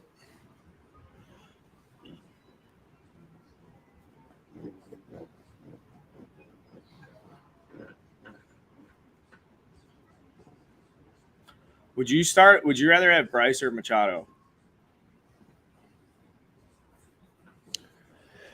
That's a difficult question now.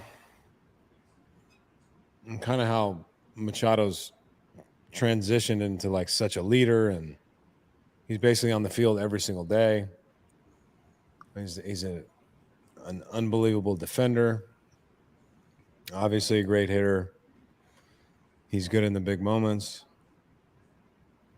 Man, that's very tough. Damn. Great question. We got drama in Atlanta here, folks. Big drama here. We do? Yeah. Oh, saying it hit the net? Yeah. And I always love when a baseball player loses their cool a little bit, or not loses it, but just really gets animated, instantly looks at the dugout. Because, a lot of these guys, like Travis d'Arnaud, ain't saying shit unless he's right. Like, if he ain't, you're not going to have some spirited. Yeah, he's like waving off the finger. Well, it's like last night when, Bellinger is that foul ball off the knob, and he goes to first, like knowing it didn't hit him, and you go down to first base, they're going to review it. Then it just looks weird, like, oh, you got to come back in the box. Like, why don't you just stand there in the box and say, it was a foul ball. I like guys that throw their bat on 3-1 before the umpire calls a ball or strike. And they throw the bat, they start walking out. And then they call the strike, and the guy comes back with it. This never happens in the big leagues, I feel like. And then they grab the bat, they come back, and they get caught looking. That's great. I mean, it's happened every once in a while. Not a lot, though. I feel like Poppy used to do it. But, like, when he did it, like, it was usually a ball. Would a catcher ever wear shin guards in an on-deck circle in the big leagues? No, I don't think so.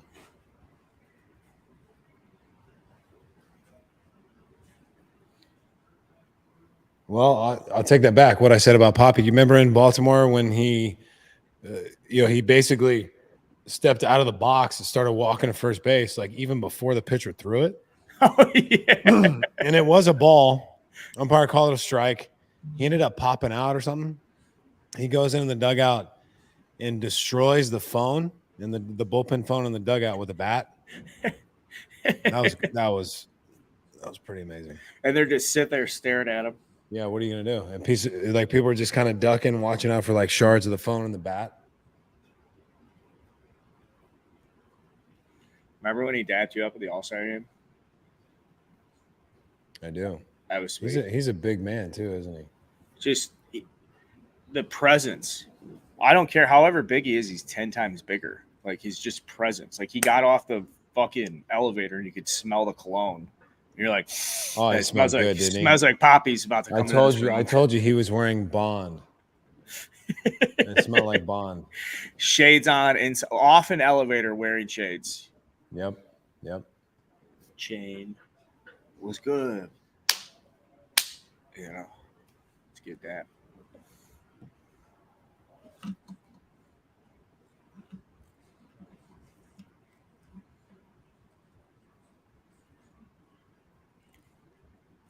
Someone asked, what closer do we have the least confidence in? I'd probably just say the Dodgers because I don't know who their closer is. Well, they don't necessarily have one.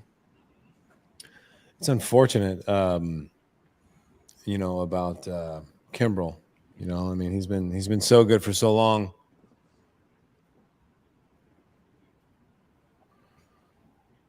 Yeah, I mean, the closer you have least amount of confidence in. I'm not going to say I do personally, but maybe Zach Eflin Yeah, he because hasn't he's done it. not really a closer. But it seems like that's who they're going to rely on in these situations.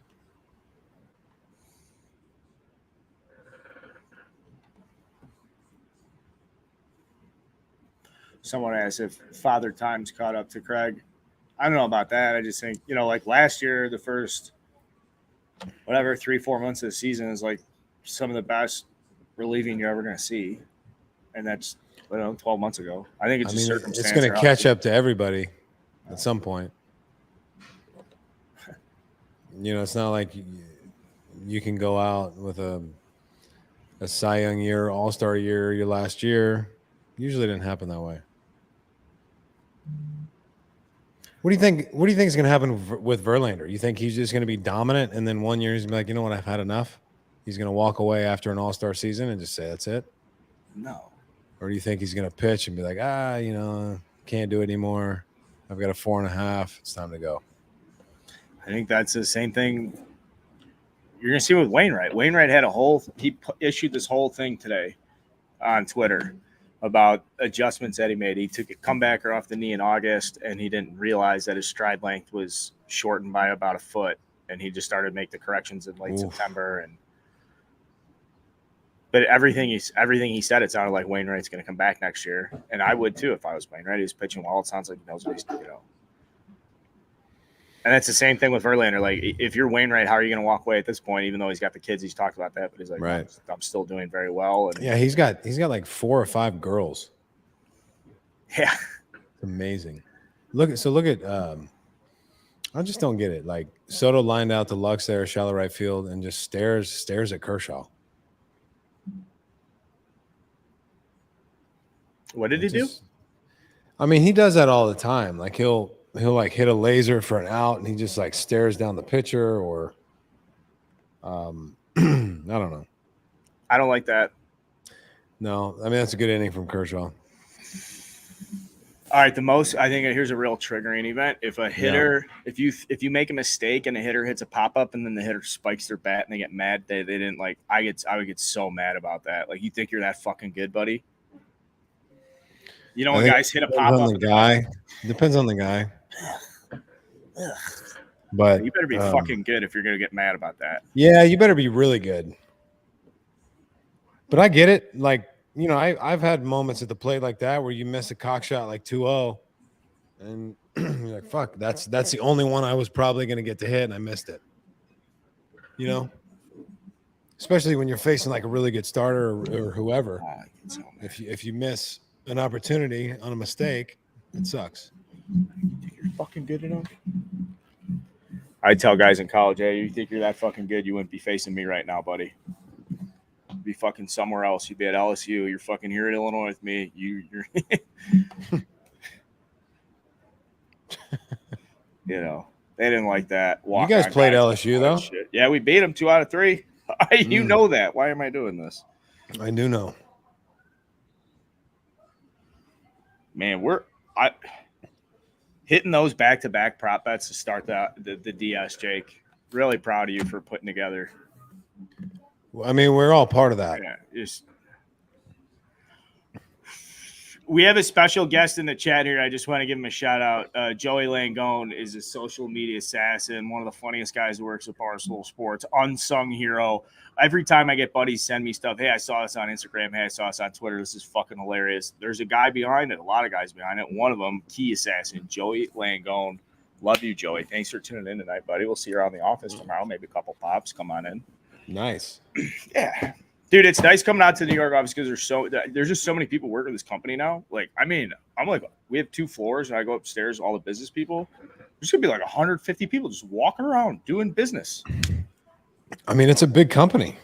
I didn't know. There's a lot of work to get done. Yeah. We got the stuff we got going in Chicago is where that's a good office. This is a little too hectic. Are you guys for or against banning the shift? Oh God. I mean, I'm kind of against it because I think it's the best players on the planet. They should be able to adjust. And if you're going to show me that you can only hit the ball over here, that's where I'm going to put my defenders and make you show me you can do something different. From the game perspective of the game, I guess it's better for that, for fan engagement. Left-handed hitters are going to like it. Their averages are going to go up. So I don't know. But I'm not a huge fan. I think that might be an unpopular opinion. But I'm not a I big thought fan of it. that the philosophical change of the shift was swing through it. So if you're Schwarber, Harper, you're one of these guys they shift against, they'd say swing through the shift. So if you're a guy like, I don't know, like Schwarber or Harper, one of these big pull guys, maybe you're not always thinking pull. There could be middle other way aspects of your approach. But then when they shift against you, it's like, hey, dude, if you're going to beat the shift, you have to just yank into it, or you have to like try and out hit the shift. So maybe the lack of the shift then pushes hitters back into like more of a generalized standard approach of like, hey, I don't know, hit it where it's pitched. You think the lefties will still be yanking as much as they are? I do. I think they're still gonna have the approach of, hitting for slug, hitting for power, extra base hits, if they're that type of guy. Not every hitter is shifted that way with the little rover in shallow right field. But guys like Rizzo, like all those guys are shifted that way. So they're going to benefit. They're going to benefit from the banning of the shift. Yeah. We'll see how it goes. I mean, because you don't see as many righties. I mean, No, you don't have like the second baseman playing shallow left field. I like the fact that there's no moving around and it's just like, oh, let's go. I want faster. Yeah, seeing the third baseman jog to right field every that. time a lefty comes up, it is kind of ridiculous. Man, look at this Ken Rosenthal interview with Matt Olson. Just a great visual. I think Kenny's probably standing on something too. He's on a box. Yep. Oof, good take. Did you ever compete against Burley? Man. Because he was did I ever make a start against him? Yeah, or just be in the dugout like when he was with the Blue Jays. That motherfucker, he pitched. He's as fast as anybody. He pitched. He would pitch games under 2 hours with the White Sox. Well, and some of that's out of his control. I mean, depending on how the guy on the other side's doing. Yeah, but I mean, he would just. I don't think he would take his feet off the rubber. Like he would take one step back to the rubber and just catch. All right, let's lock in here. Okay. You have to do the play-by-play. This is a huge at bat because you're ahead, so I'm just going to tell you what you already know. And I'm not going to react at all. This is Scout's honor. Amazing pick to first there.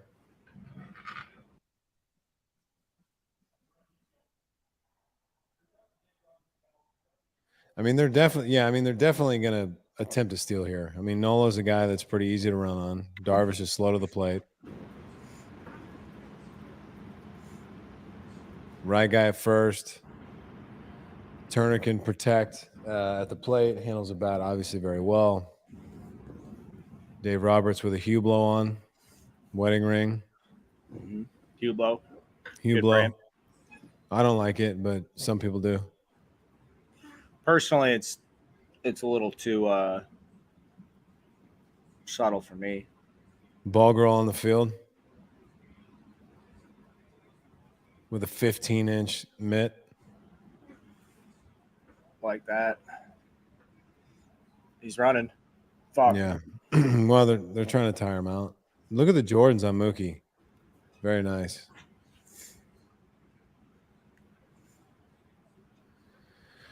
So, I mean, I'm not opposed to a pitch out here. Nice lead. Oh my God, got him. Wow. God, it looked like he had a nice jump too. He had a good lead. Very curious to see what Darvish's time to the plate was there. Great transfer from Nola. Great throw. Can I give Was on- Cronenworth some credit here? He catches the ball behind the bag. Yeah, you let it travel. That's one of the You got to let it travel. because a lot of guys like to reach and then stab and try and control it. Not a lot of guys. I mean, that's a thing they tell you not to do. Well, no, he's out right there, Coop. Do you think That running was- with that a was the chain second that big tag. kind of inhibits his ability to run, having a big chain like that? Nah, he probably doesn't even notice it. That's not the initial tag. He tagged. That's the second time he tagged him. He's out.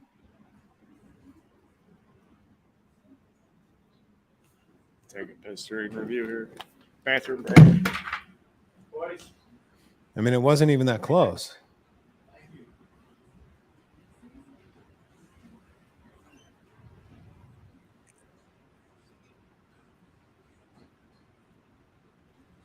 Yeah, he's out. He tags him right there. Well, Coop, it looked like as he caught the ball, like right there, he tags him. I believe.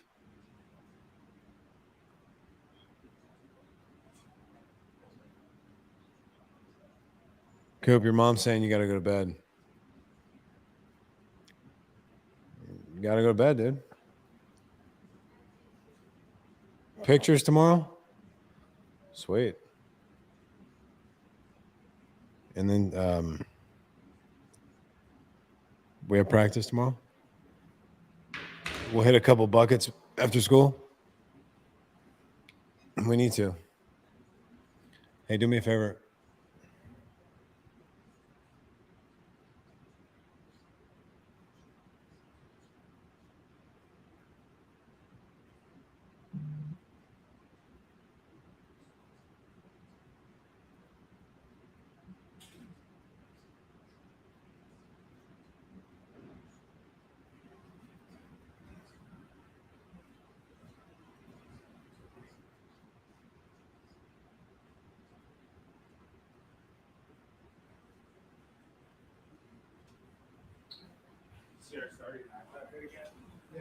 Guys, all right. Yeah. We're rolling,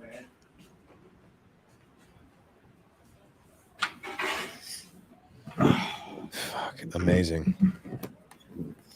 I need a replay on that.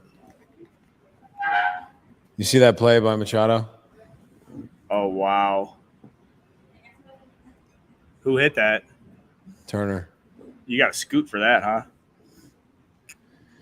Yeah, I mean that's God. Such a difficult play. They just make look so easy.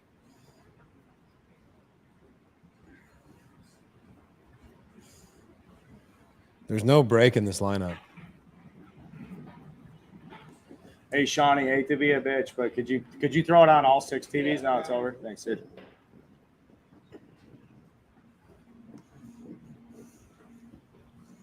Well, Atlanta did their job. What a game from Kyle Wright. Great game. And then Spencer Strider to game 3 opener. Is that what they're doing? That's what I heard. I wonder how many they'll give him. I mean, if he goes out there and throws 6 pitches in the first, I mean, you're gonna take him out?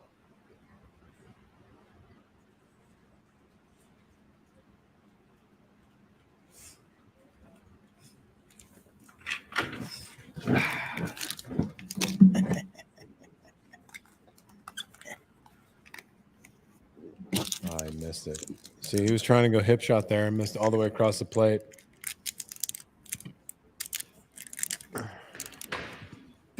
That's the beauty of pitching, though. Sometimes you make 7 or 8 mistakes in a game, and they miss all of them.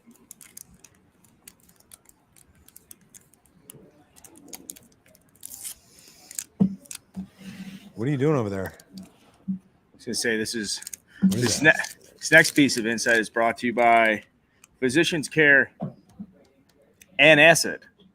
You got calcium. heartburn? Yeah, a little bit. Just some pizza sauce, San Marzano tomatoes, pitcher IPA. What's my record versus Freeman? Oof, you'd have to look it up. I'm bad at that. I don't remember exact numbers. I know I've had decent success against him at times, but yeah, I don't know. I don't know if he's hit a homer off me. I would assume he did at some point. You have to look it up. Is there anybody who just had your number? Oof. Yeah, I think we had this conversation. Maybe like if you look at Adrian Gonzalez or JD Oh, yeah, Drew, I couldn't get those guys out. But what about when you were at your best? Was there somebody when you're like, man, that guy's still, is there like a 9-hitter or like an 8-hitter you gave up a bomb to during that stretch? You're like, yeah, fucking.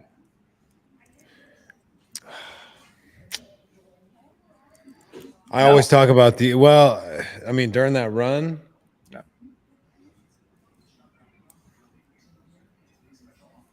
No, I mean, I had pretty good success against like everybody. I don't know. I couldn't get Josh Bell out. I believe I gave up his first homer. Someone brought this up at Starling Marte was a tough out.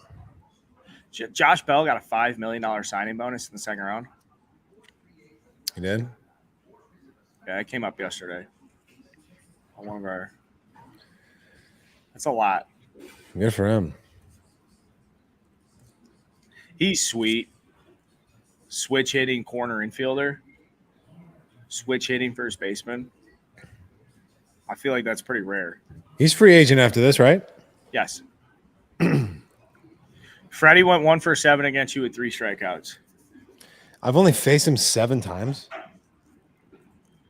That can't be right.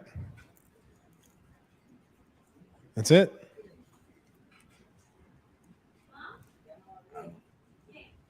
I'm just reading it. Oh, okay. I find it hard to believe I haven't faced him more than 7 times. I want to know who you hit the most. Who I hit the most? Yeah. Because it's on record you didn't hit guys on purpose except for. I hit A-Rod on purpose. I mean, that was really it. I mean, a guy in the minor leagues, maybe 2 guys in the minor leagues. That's funny. Drilling guys in the minor leagues is funny.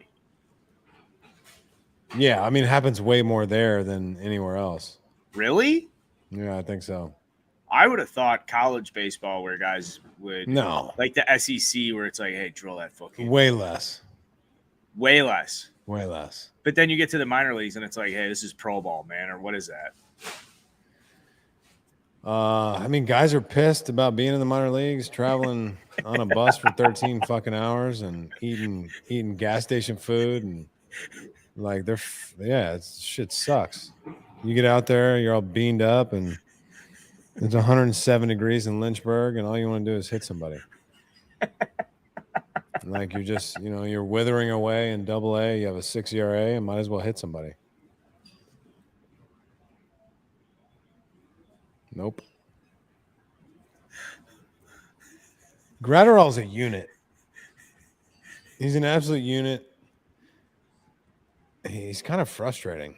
He should be way better than he is.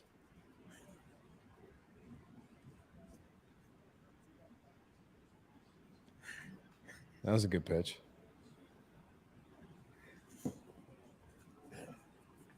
You still cackling over there? Yeah, because I'm thinking it's like the 3rd inning. He's ready to start his inning. They're like, hold on a second. We got to finish the sausage race. Yeah.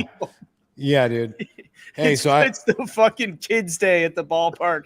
Dude, There's just 300 fucking kids. Fuck a kids' day. Like I pitched the game in Kinston, North Carolina, the home of Petey Pablo. They almost turned that double play. Home of Petey Pablo. The game's at like 10 a.m. The game's at 10 a.m. I'm pitching. We're at the field at like 6:45. I'm like, what are we doing here? And it's like SpongeBob in between innings, and there's fucking ketchup and mustard mayonnaise races. Like I'm just trying to get out of here. Can we get the game going? Yeah. I'm trying to go eat Carl's Jr. after this and get on a bus for 11 hours.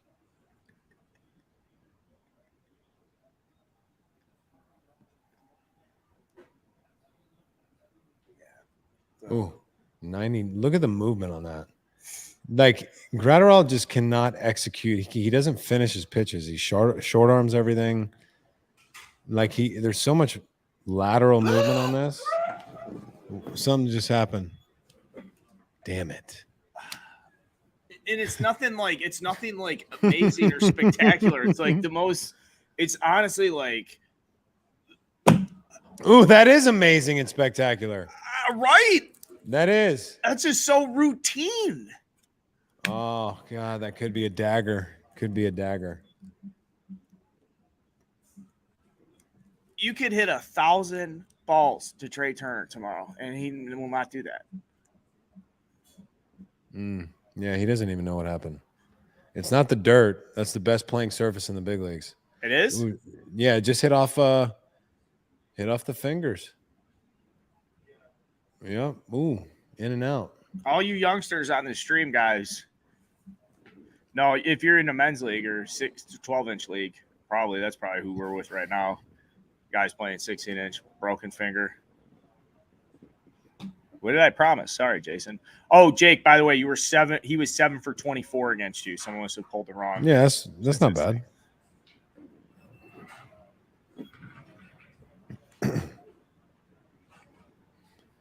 One out.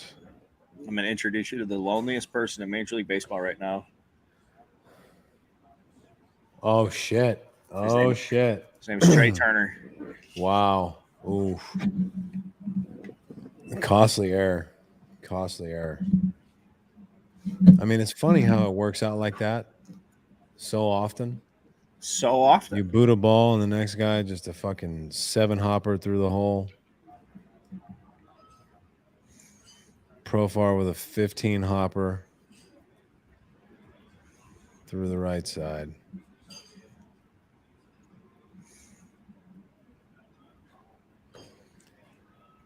Man. Well, Tough. Okay, well, it could either get ugly or you could shut it down right here. Are they going to go to the pen or what? Scout's honor.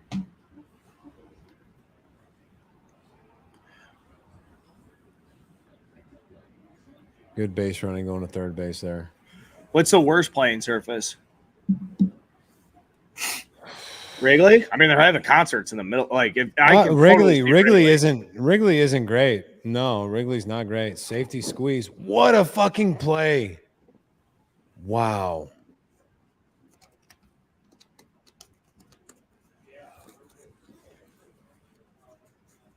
Wow.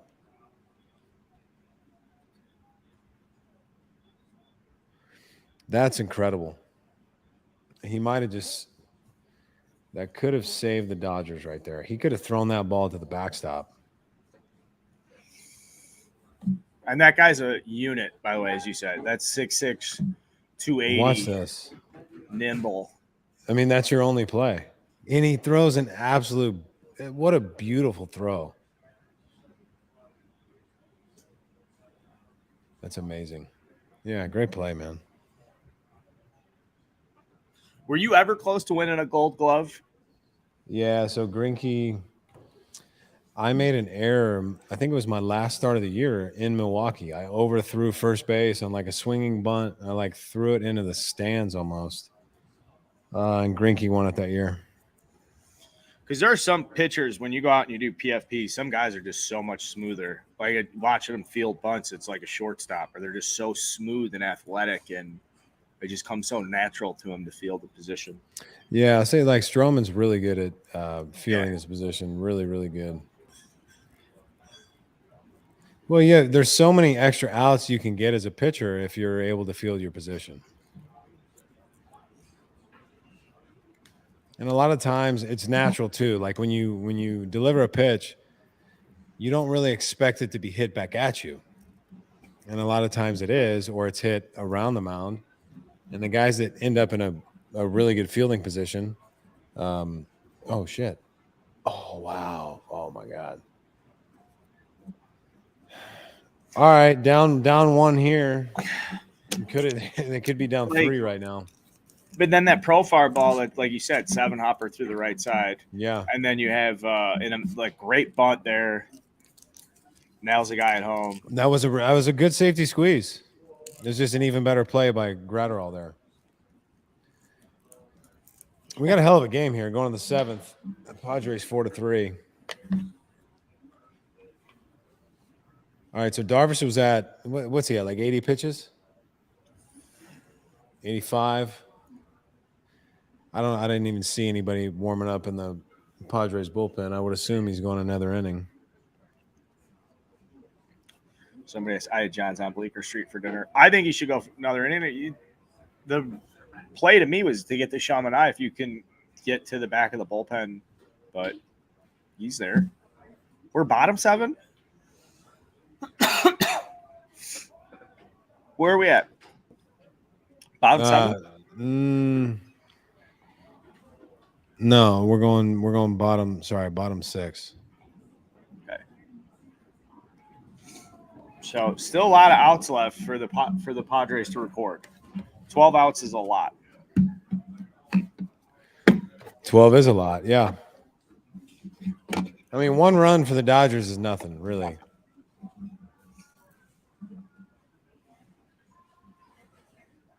I'd like to see it 1-1 across the board because we'd be 1-1 both NLDS. Yeah. Shane Bieber pitching? No, Tristan McKenzie's pitching tomorrow for the McKenzie's tomorrow. I mean, I'd like to see the Padres get this game. And you know what I also like to see? I'd like to see Hader come in and close it the way he did in New York. 10 scoreless appearances to close out his regular season. People Yeah. stopped talking about him, or that stopped becoming a storyline towards the end. Well, for whatever reason, I mean, he got into a funk there, and it obviously started in Milwaukee, or else I don't think we would have even been talking about a potential trade of Hader, from Milwaukee to anywhere else. So we'll see. I mean, he was just cranking 99 to 101 too in that game. So his shit is still there. It's always been there. It's just a matter of he's just got to show something in or near the strike zone early in the count, and then people will chase. But if you're just firing balls out of the zone from the get-go, why would you swing? Here comes Darvish. Yeah. Pretty incredible that there's only been 3 runs from the Dodgers and that prop bet still hit. Like, we got to hit a run and RBI from, like, the only 3 guys that hit run scored. All 3 of them. Plus 14 units. Stay tuned for the next one, fellas. All right, Will Smith's up. Will Smith is up. Another misfire there. He's not very comfortable. Even the strikes he is throwing don't seem to be very he does not have his command. I mean, ooh. So look at his misses. I mean, he's missing all the way across the plate. And at times he'll throw a really nice slider. I mean, there was an at-bat, last inning where he threw three in a row. But then, he'll have a stretch of 4 or 5 pitches that just aren't even close to the spot he's looking for. I mean, that's a hammer right there. But to have the body mechanics, here's what I don't understand about Darvish. He's so controlled. To have the body mechanics to throw that 70-mile-an-hour curveball, you have to be so in sync in the timing and all that stuff. Yeah. I don't understand how you could just throw that just nasty 70-mile-an-hour curveball and then not be able to locate a 2-seam fastball. Yeah, or not even locate, just keep it down and. Well, if it was that easy, you do it every time, He has beautiful mechanics. He's got incredible body control. He's a great athlete. It doesn't mean it's going to go where you want it to every time. It'd be great if it did.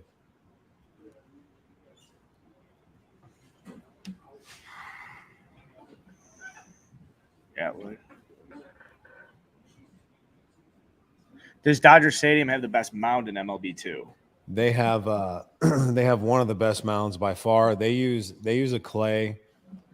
And I think the clay that's used in the big league should be universal. I think everybody should use the same turfus in the infield, at home plate, the same clay, but that's not the case. In Chicago, we finally got them to use the clay that some other stadiums use, and it's way better. The only marks that you'll typically see on the mound are from the spikes. It's like a dark. It's almost like a dark gray, almost black clay that's very solid. So it's soft in a way, but you're not. But it doesn't create a big hole. Oh wow! What's going on?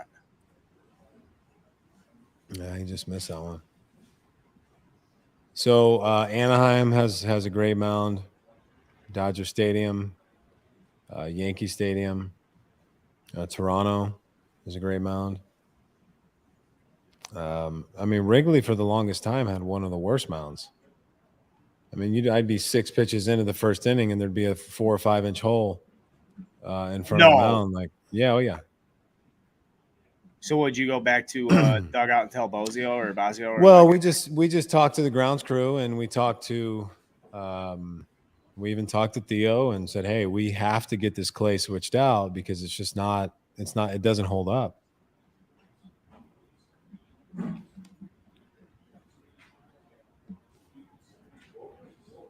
That's a good first pitch breaker there. That could be a huge break for the Dodgers.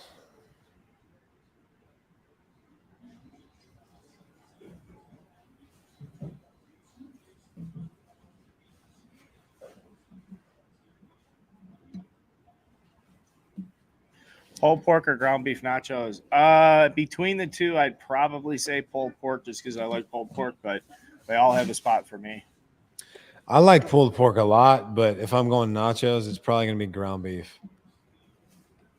And if we have a choice, I'm taking steak nacho 100 out of 100 times. Little skirt steak nacho. Sour cream, jalapeno. All of it. Guac. I've got an arm like you, rookie. Sometimes I got to run a little Provosol, a little Vaseline, sometimes a little jalapeno. What'd you call it? Provosol? Yeah, what is it? What did you call it? What is it? Bardol. Bardol. Bardol. Mm-hmm. A little Vagisil.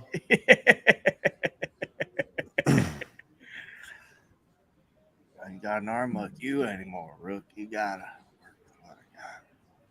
You put snot on the ball? Every once in a while. It doesn't help, but you just put it on anyways.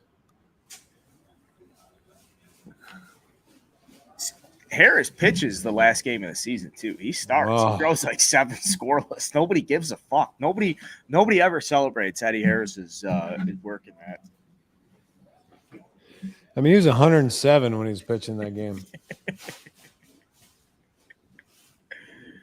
Somebody asked, who's my favorite player in the league? Player-wise, like, with takeaway, like, just favorite player to watch, I'll think about that. It's such a hard question to answer.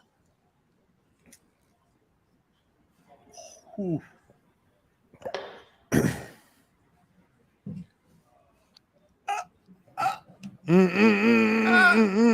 do it.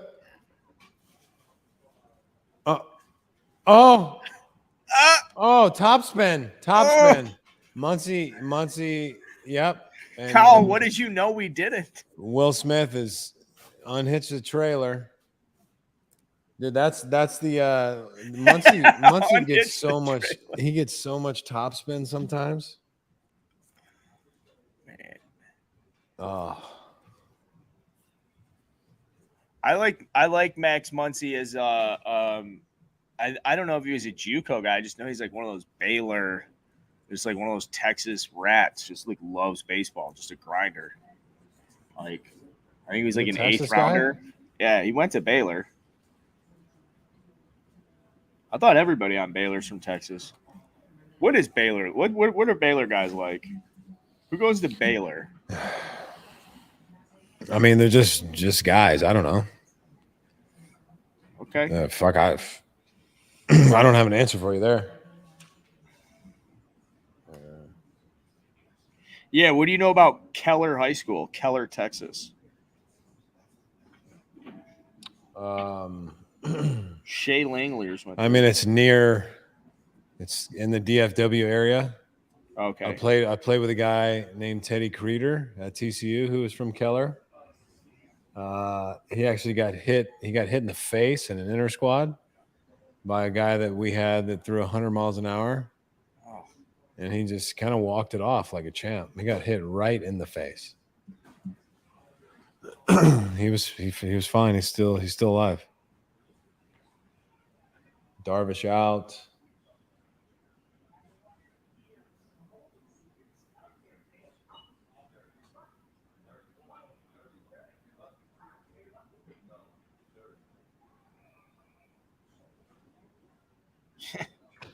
We got a ball game here.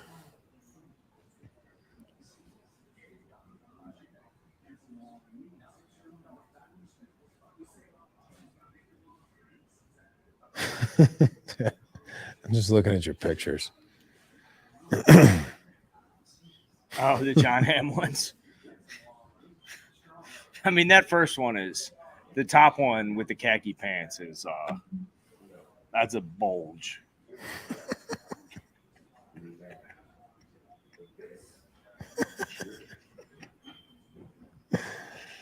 There's kids on this channel. But did you know that about John Hamm? I think I heard about it.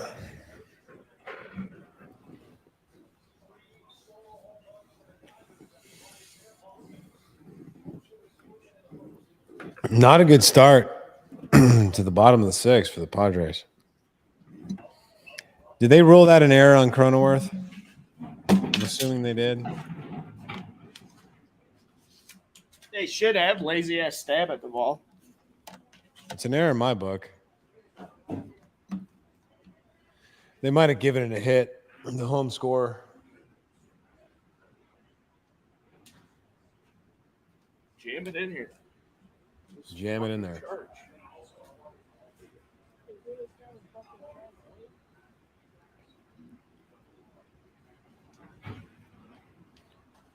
Suarez had a rough start to the season, didn't he? At the beginning of the year, didn't they have him as the closer and took him out of that job pretty quick?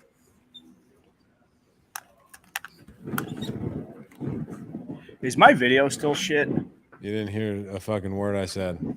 I did it. What did you say? I'm sorry, big fella. So Suarez started the season as the Padres closer, correct? And he struggled a few times. I think they were in Arizona. He didn't do very well, and then they made a switch. Sounds right. Sounds right. Could be wrong. Oh, we got a bot in the chat. Another ticker. I'm wrong. Hey, yeah, send a link. Send pics. Yeah, if you're gonna do this, if you're gonna spam me, let me see. Send some pics. Yeah. Grainy. I want like the real shitty ones that trigger memories from like 07, 08 where I'm tracking down pics and I needed them bad. Did you play around with grips in your career? Did I what? Brad Haynes asked Jake, how often did you mess Oh, around with grips? yeah, all the time. Great question. So I'd play around with grips when I was throwing in between starts, just in the outfield with my catch partner, and moving the fingers, closer together, spreading them out a little bit on the sinker, and manipulating the ball, trying to put more pressure on the index finger, tilting the ball a little bit, and seeing how the ball reacted. 101. And if you're a pitcher, or you have a kid that is a pitcher or wants to be, I highly recommend changing your pitching grips frequently. Maybe not in game, but when you're playing catch on the side, tinker with things, because my grips might not work for somebody else and their grips might not work for me, but everybody's hands are different, the finger lengths are different. And something that I can do well, somebody might not be able to, but vice versa. So always mess with the grips.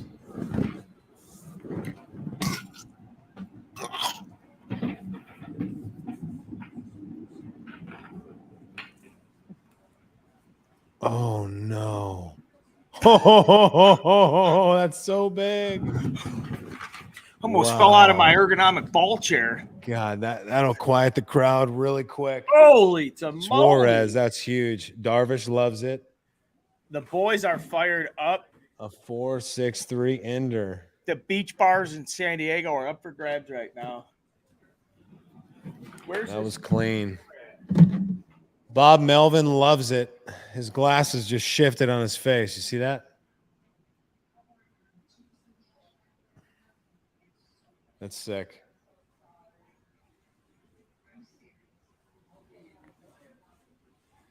Hey, the commercials, he's fucking gone again. What is he doing? Why do you keep getting up? What? I'm leaving to get a different camera. This is off Dave's desk. I get in trouble for this. Not a very good setup over there. Well, you know what, dude? I'm solo here. I'm the only one left at the office. It's me and my guy. I'm solo here too. I don't have any help. Hey, I'm 1,000 feet from home. Yards, miles. From home, you're in New York. I know. Let me see if this camera makes me. Tell me if this camera is better.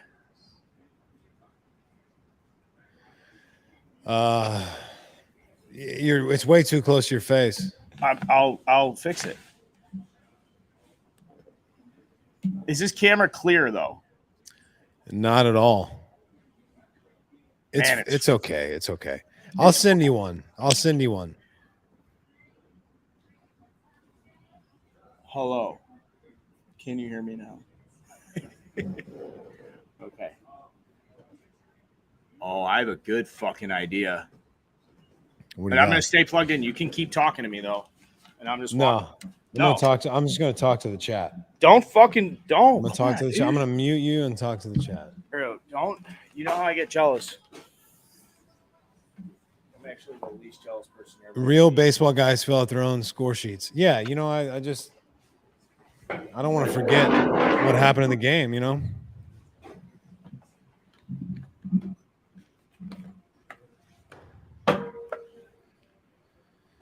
I mean, we could fly to Philly and go watch Game 3. I'll do that. I gotta get John Hamm's pictures off my phone.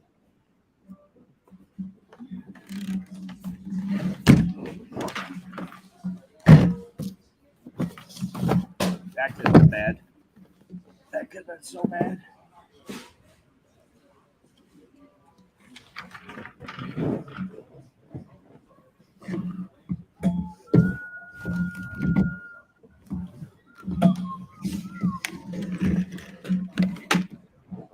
What do we say, guys?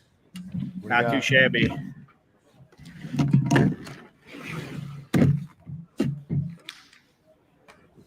Such a clusterfuck.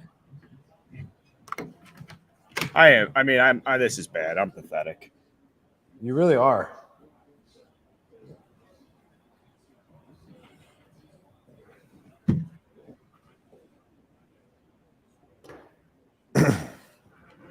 Almonte in. Okay, 2-0. All right. Filthy shit. I would assume he's going to take. You've probably already seen it, and he probably swung. See, I need you to stay positive just because I'm making a couple technical efforts on one It side. looks beautiful now, Carl. Thank you very much, Colin. That's way better. Third camera, he's good. Well, now it's actually Carl, getting a little shittier on my end. Tommy Clark, is Carl drunk? There's a good chance. Don't. No, you know when I'm banged up. This ain't it. This ain't it. Hey, I love the old fake bunt. Pull back 3-0. It's a good move. And he just threw a slider. 3-0. You know why? I know why. Because he couldn't command the fastball. He's like, fuck it. Let me try and spin this over for a strike. Thank you, Zane Wicks, who correctly identifies that I'm trying my best, which is at all times the most applicable thing you could say about me. Guys, just trying. I love the arm guard.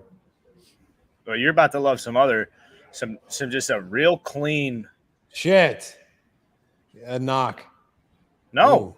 Ooh. All over his knuckles. You can't do much with that. That's so nasty.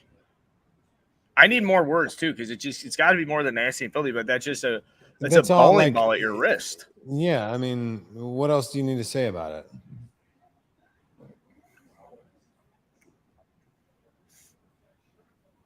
Great play. Great play. Every reliever coming in at every team. It's just high octane, just nasty movement, velocity. I mean, I know that's a ball and it looks like it's really far off the plate, but it gets about halfway there and it still looks like it's in the outside corner. I swing at it. I'm swinging. I'm hacking. I'm swinging and missing. Is that a cutter? Oh my God, what is that? Which way did it go? Left or right? Right, the third pitch of this at bat is like black magic. Here it is. Let's see. Oh my God, that's a changeup. That's a 91 mile an hour. I mean, it looks like a split, but I'm not sure how he holds it. I'm pretty sure he just holds it like a changeup. So we've seen 4 or 3 pitches, 3 different pitches and 4 different A little slider. slider fastball. So a guy that throws this hard. I mean, that was 83, I believe. Not that he needs it, but a guy that throws this hard should be able to throw a nasty, like 91 mile an hour cutter right on a guy's hands. Colin, you've blocked our Tinder link girl. Dude, let her back in. Or him. It's a he. I'm on a heater here blocking this chick. She's made like 15 different accounts in the last 5 minutes. What's she trying to sell? Or he? It's just a bot. Yeah, but what are they going for? What are they trying to do? Adult dating site where they want to get your personal information. Dude, take it. Take it.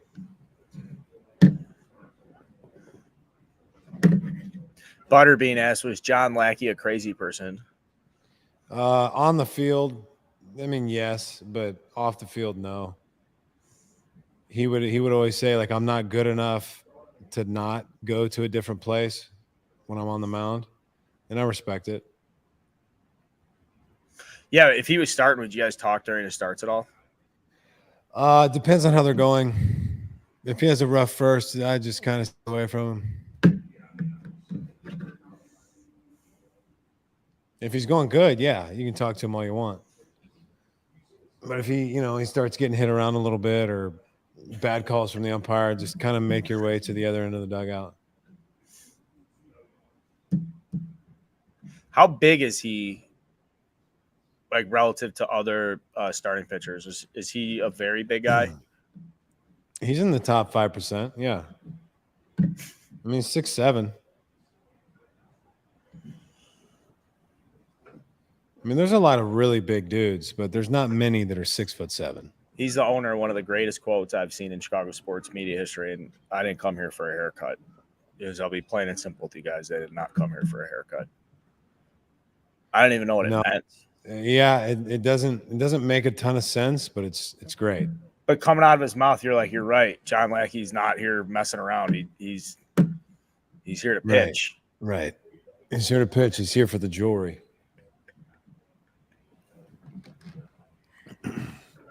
Knuckles. Someone asked earlier, too, I think it'd be interesting. I know the answer to this, but someone asked, did you ever try to learn how to throw Kyle Hendricks changeup? Like, it's not something you learn. No, that just goes back to, like, some people, guys are just like physically capable of doing certain things that other guys can't really do. I could never throw my changeup slow. I had to I threw it with it. Oh, wow. God, that's just so gross. He should throw another inning. I got to write that down. I should have tried to throw my pitches like Almonte does. We should tell the chat we're recording our podcast after the games because appreciate these note taking. Nasty. Bad.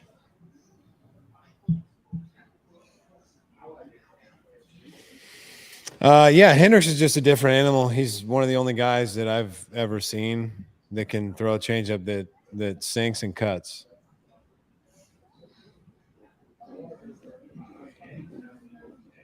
He just has a much better. He had a much better feel for, command than I did. I developed a pretty good feel for command for a while, but he had to have it. I mean, he didn't have electric stuff. He had good movement, but he wasn't throwing harder than 90 for the majority of his career, and he didn't try to pitch like a power pitcher.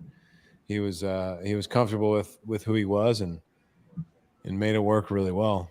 I mean, he was probably the most frustrating at bat for guys too, because he's throwing 86 mile an hour fastballs, and you just can't square it up.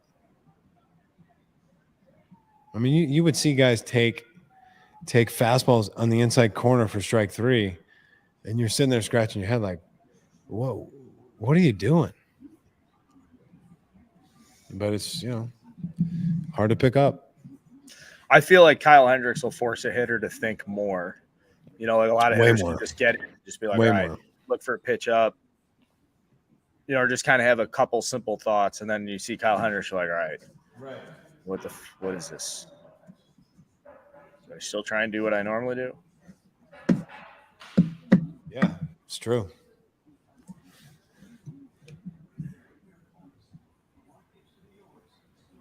Oh, okay. This is a great question from Seamus. Good luck saying this. Anytime What's up, Seamus? A double consonant to start a last name. SJ. Jostrom. We'll say Jostrom. Seamus Jostrom.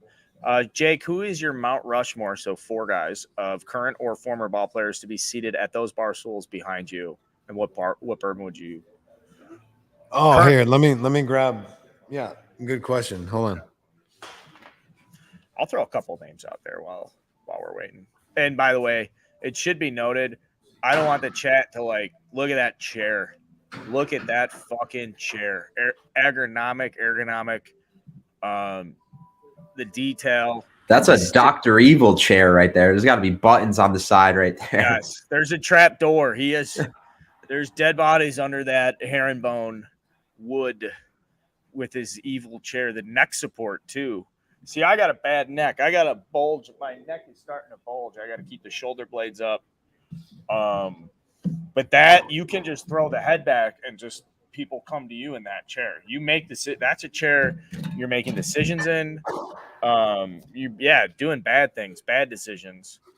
So, and it's not a green screen. A lot of people are like, "Oh, that's a sick green screen setup." Like, why is that? But no, it's a goddamn magic trick, is what it is. It's a goddamn magic trick. I said it. All right, here he comes. No one talks. No one tell him we were just talking shit about him. My Mount Rushmore, real quick. Kerry Wood, Mark Pryor, Mark Gray, Sammy Sosa. All 4 just sit there, get loaded. Biceps. Jesus Christ. What are you doing? What happened to Nola? You get hit with the bat? Ooh. Just a ricochet. I was just giving some play-by-play. All right, so Mount Rushmore of current players? Current or former. I prefer former. Current because they're too peer-based. No peers. Nobody that you like. All right, so I mean, I got to have Nolan there. Childhood idol. Grew up watching him. Grandfather was actually at a couple of his no-hitters, so I kind of learned about Nolan through my grandfather. So he'd be up there, Texas boy as well. 27 years, just incredible. A little misfire there from Suarez. No problem. We'll go him. I'd like to have Ty Cobb and Cy Young probably there. Both of them. Mm-hmm. And man, Ted Williams or Joe DiMaggio? I'm gonna say DiMaggio because he was with Marilyn Monroe. I'd like to talk to him about that. So those are just 4 off the top of the head. So, and I'd serve them I'd probably give them this guy. Well, I'd pour one of them some Old Fitzgerald, 14-year Okay, that's a 14, guys. Old Fitz. Look at the camera definition there. Just picks it up, puts it into And focus. it's That's a beautiful bottle. say that Unopened. glass work there. Unopened, yeah. And then let's see. Okay, belly's up. 1L. So I think I'd probably give Cy Young the Old Fitz, the 14-year. This one would go to Ty Cobb. All blowhard. Old Blowhard. Yep. I like 26 years. 26 years. I'm gonna save. I'm gonna give this one to. This one's going to DiMaggio. I can't see it. It looks nice as fuck though. Hang on. Trill it. Will it? Will it? That's Will it's expensive. good. I've heard Bottle 160 out of 180. 180. Yeah, and then this one here would go to Nolan. Oh, that's a good piece of hidden. Just the old ass out. Excuse me. Just serve it up in the left field. Get a guy on base. You just need a guy on base. And then this, I've actually enjoyed some of it. This is the Elmer T. Lee. This is the 100-year tribute.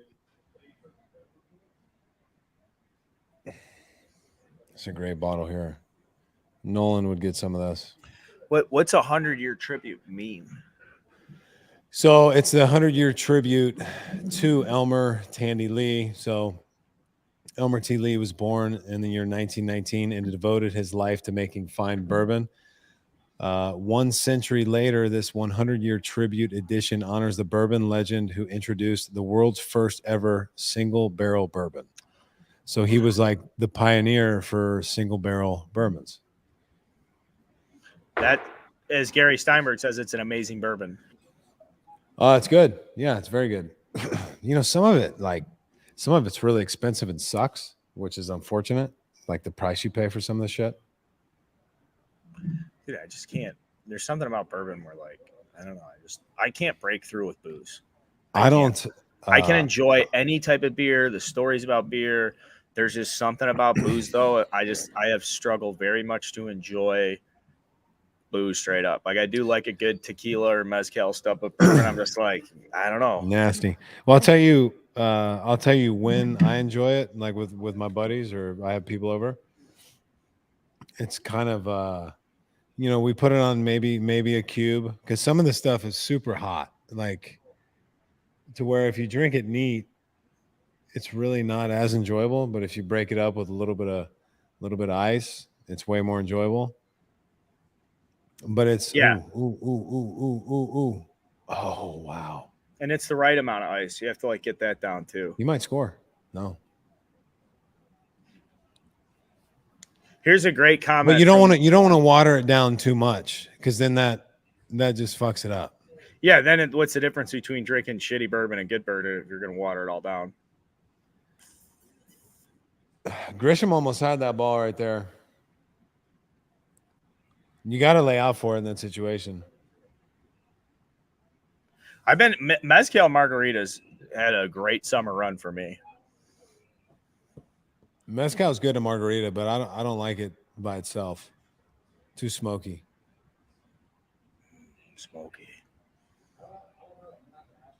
I was saying earlier, Malort, I used to drink as like a joke. Right? It's like, the Barstool guy. Oh, you should have a Malort. And then I was like, well, I guess it would be kind of cool if like if I liked Malort, because I am the Barstool guy, so I start drinking Malort like regularly. Yeah. But I didn't realize it's wormwood it's a hallucinogen. It'll make you, if you have like more than a couple Malorts, like you will be as messed. You'll wake up the next day like, did someone drug me? Is that like absinthe? Yeah, it's Malort's at like shitty booze in Chicago that tastes like deer piss. And it's like a thing like, oh, you gotta get you a Malort.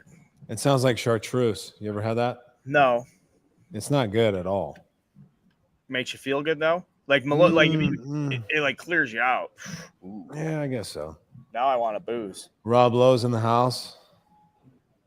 And when I say booze, I mean that means like having a couple cold ones. That's not boozing. That for me, that's just like you're just having a couple beers. Yeah, like when you get home from work or with dinner. Yeah. But boozing, I'm having some booze. That's when you hear the pop when you take the. All right, this is let's lock into this at I'm bat. locked I know in. you're I'm ahead ahead of of me. All right, I'll shut up. Verducci's on the mic. Suarez is a no mustache guy either. Think of a question for Verducci. We might be talking to him next week. He writes all the books. Okay, let's lock in. Yeah, he wrote the book with Joe, the book of Joe. All right. This is the at bat of the game. Can you pitch around Trey Turner to get the double play ball?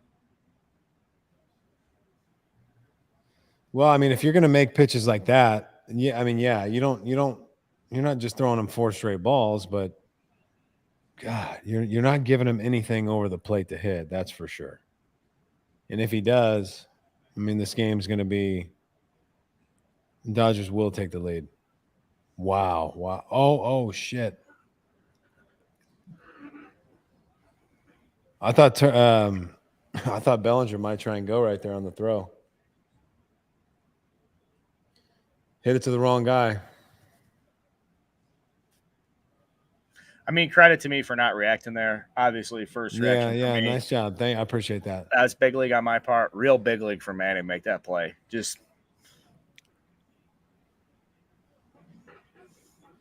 I don't even think Myers needed to come off the bag on that. Yeah, I didn't understand it. All right. So they intentionally walked Freddie. I did not see that. I did not see that they had intentionally walked Freddie to put him on. They had not updated the graphic when I made my comment about can they walk him below the bases. That was stupid. All right, so what are you doing here? Will Smith profile, what do you got? I mean, if it's me, I'm just starting down and away. Change up. Wow. You don't want to give him anything he can elevate. Worst case scenario, they score a run on I guess on a base hit, they technically would probably score 2 because they're running with 2 outs. Just walk Trey. Wow. I double screwed that up. They just walked Freddie. I need a lap.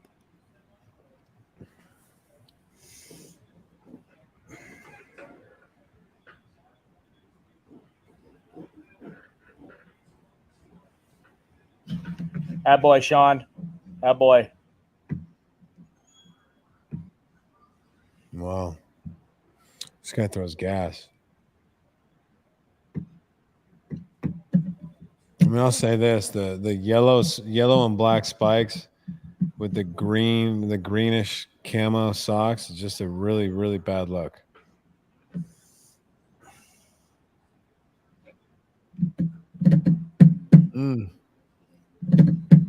Dead red heater. 2 outs. Would you do anything like this in the dugout? You know, you guys rub your hats, do your shit. You guys have In anything college? in College, I mean, everybody did. Just fucking screaming at the opposing pitcher.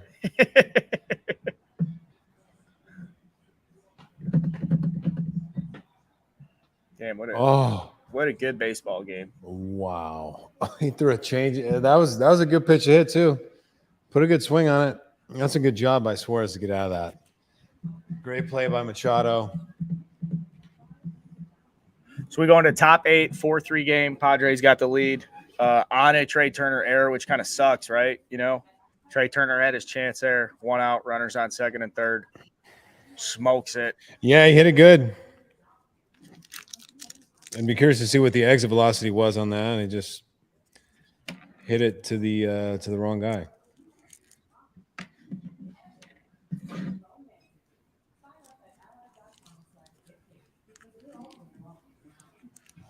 What do we got here, boys? Let's get the chat going. Late inning questions. You guys been grinding out with us all game. Let's finish strong here. I don't want any of this like fire something good out there. Let's get hot. Let's get real hot. What do you say? While we wait. I mean, what do you guys think? You guys think the Padres have a legitimate chance to win this series? I want to say yes, but I just don't know. Have to win this game to have a chance, though.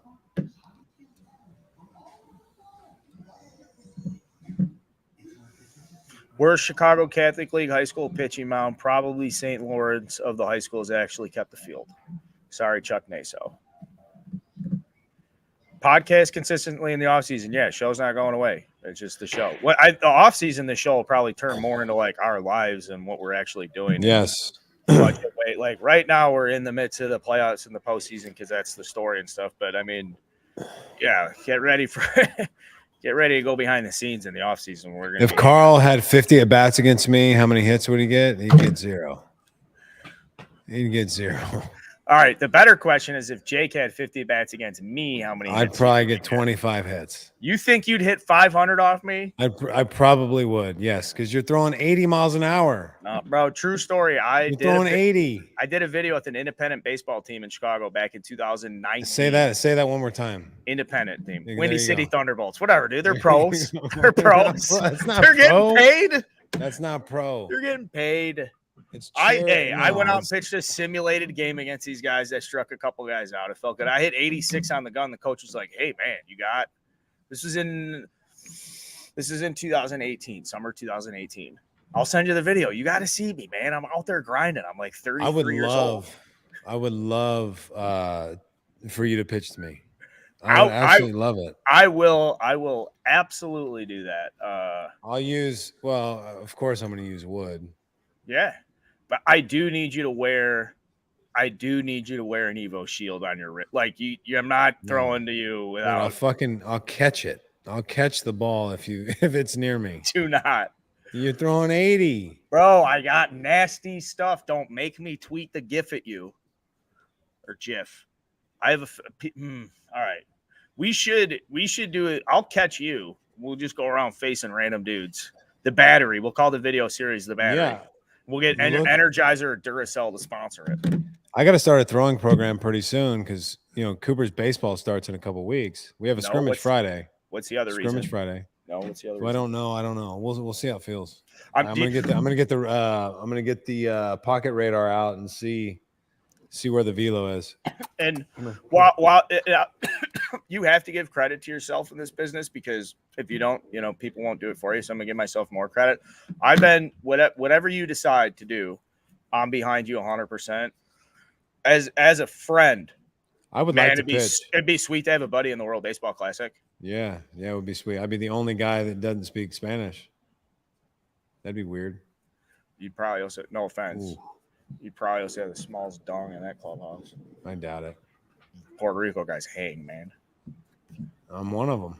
Yeah, you got it. Oh boy, you got it. Can you introduce your dog? This is Sunny. She's a field retriever. She's a beauty. We're just trying to get her to stop jumping on people that come to the house. She doesn't jump on us. She just gets so excited. Oh, that's awesome. She's a great bird dog. That's awesome. Watch trying and sink her here. Oh. Yep. Remember when he first the only thing you can do there is hit the ball on the ground. That's really the only thing you can do. He was with the A's, right, when he broke in? He was with the A's, yeah. So the A's, then the Nationals, to the Dodgers. I mean, at his best, what do you call it? His front door. Yeah, the front hip, yeah. Dude, he could throw it under somebody's elbow and then it would come back down. Yeah. I think it's the hardest pitch in the game to hit. And I think it's the coolest pitch to watch somebody strike. It is, isn't it? By far the most let's fucking go. Yeah. Greg Maddux used to do it at 84, though. Greg Maddux would throw it at And then, but somehow he was able to get the ball to move left to right 2 feet. Yeah. At 88 miles an hour. It didn't make sense. I mean, he was throwing two-seamers that you could classify as screwballs. Yep. All right. Let's lock in. I love this shit right here.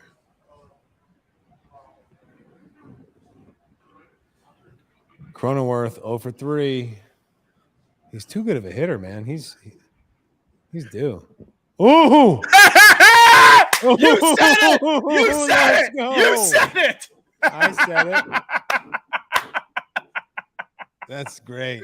We're watching everything on a delay now That's because so I'm sitting good. here listening like he's gonna love it. Dude, he's got What's he gonna he's say? got a great swing. And look at Matt Williams in the Ultra Boost. Dude, and Cronenworth just stood there and watched it. God, Makes that that ball air. was shit on. And you were saying, dude, he's just needs a little bit. I think he was 2 for 20 before that. I think he was 2 for 20 in the playoffs before that. Man. I mean, you set right at contact. He's due. That's legit. He's got that Michigan Midwest pasty face. I love this guy. Great swing.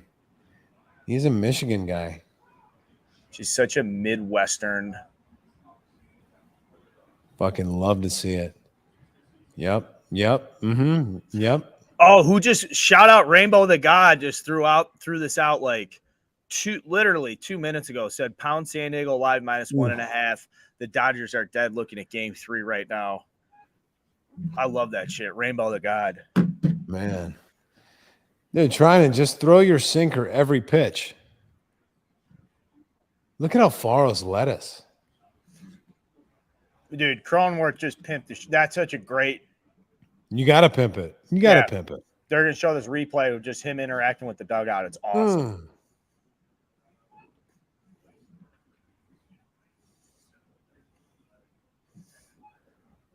All right, here's something that's super big league to me. If that doesn't get you hard, I don't know what does. Like trying and like giving up the bomb and then coming back and having that type of at bat to Will Myers, where Will Myers looked very uncomfortable. Well, he just that's threw just so him, big league. He threw him 2 or 3 sliders there that are unhittable, and you're sitting on sinker, and the ball just it goes the opposite way. I mean, when guys have that sort of sequence to you, you just tip your cap. You can't hit that. You know, Cronenworth just took advantage of the mistake that he made.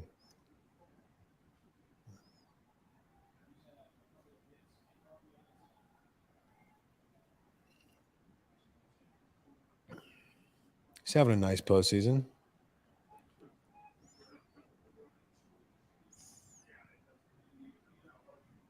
I just cut to like a sad Dodgers fan. You can't really show sad Dodgers fans because they're all just like a bunch of California dudes. You show a mad Phillies fan, like that resonates with me. Show me like a disappointed Yankees fan. Don't cut to some guy with fucking long hair and blue eyes, tan olive skin, going home to smoke. Come on. You guys got a nice life. I mean, he needs to put that cutter away. Those are 2 bad ones.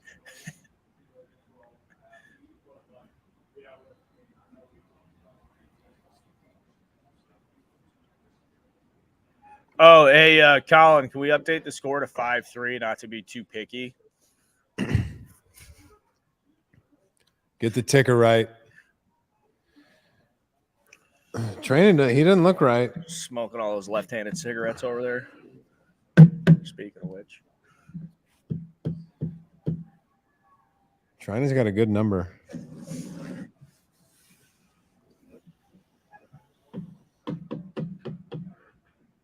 Now, that said, the Dodgers are more than capable to score 7 runs in the. They got 6. They got 6 outs to play with. It really is amazing how hard, like the closer you get to the end of the game, the harder those outs get. Much more difficult, especially against a team that's been there so many times. Like they're not fazed by this situation whatsoever. Might as well be a game in June. Right. His release point's off. He's spraying the ball around everywhere. And that's one thing that people don't necessarily understand is when you have like a guy that has so much movement like Trinan does. It's when you are having a difficult time with your starting point, like where to start the ball out of hand, your visual, I mean, it can be so hard to get the ball in the strike zone. Like his ball, he doesn't throw anything that's straight. I mean, if you throw a four seam, it might be that's a little bit different story. But everything he throws just has so much movement on it.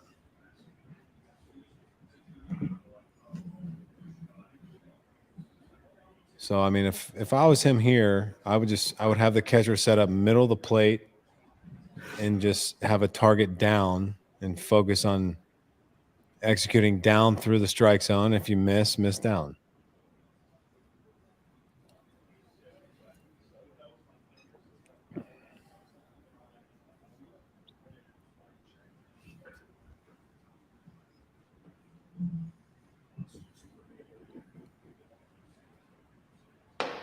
Wow.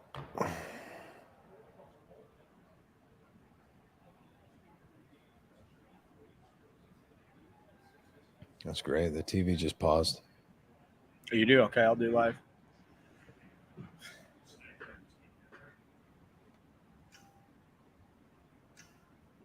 Here's a good question for you. I'm grabbing this charger. Somebody asked what was said during the rain delay in Game 7. I thought that story was already out there.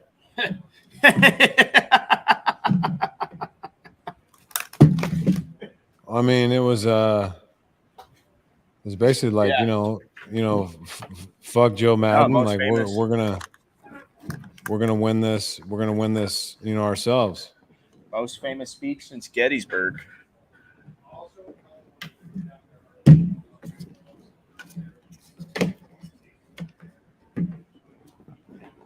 That just seemed like one of those stories, though, where like it could have just been like a throwaway thing, and then it just turned into something huge. Yeah, I mean, but it was a big deal. It was a huge deal. I mean, the rain delay helped us. The speech helped us. It's hard to point to one thing that, that won us the game, but I mean, Jay came through for us, and he's always been really good at that. He would always just know the right time to say something. Call a team meeting. If you have team meetings all the time, they're not as valuable. They don't mean as much. But we knew that, when a guy like that spoke up, it's time to listen. Man.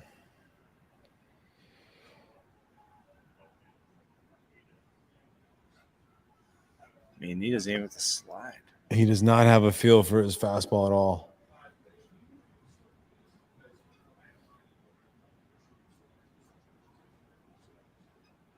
I wonder what a four-seam fastball would look like if he threw one. Probably up and away. Easy bag there. Huge leg kick. No shot to throw him out.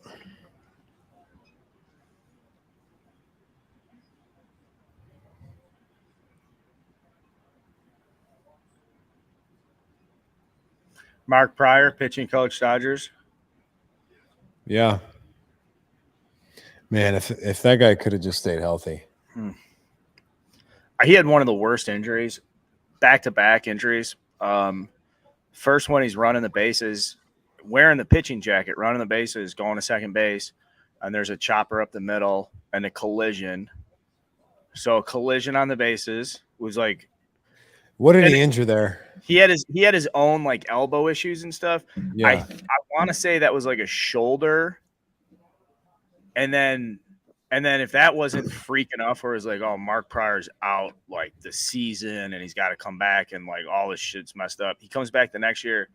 He's dialed in, filthy, locked in, healthy, takes a comeback line drive off the pitching elbow, like shatters his elbow. I've never seen that ever again. I've only seen it happen one time, and it was to Mark Pryor. It was like a 2005 liner off his elbow. It's just bad luck. Yeah. Now here we go. Did you see this one? Oh, wow. Wow. What a hustle play. Boy, Grish.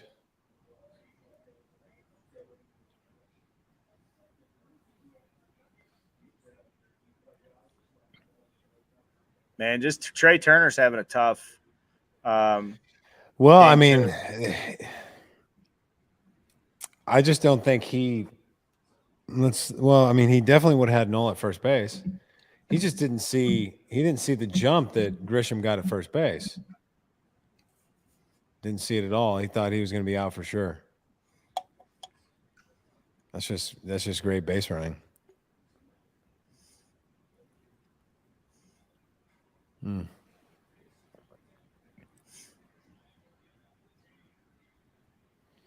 You have to hold it at 2 runs here. You can't let another run score.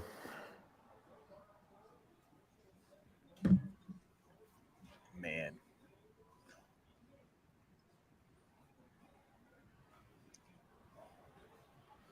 Oh, there it is. All right, 6 outs. I'd like to see San Diego take this game. I mean, I don't really have a dog in the fight, but you just want to see a series, you know?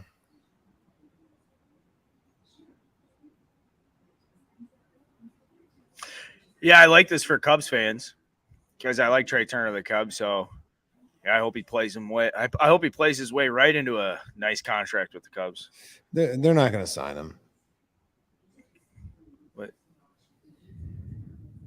What? I mean, I know it would be cool if they did. I just don't think they will. You're going to spend $400 on him?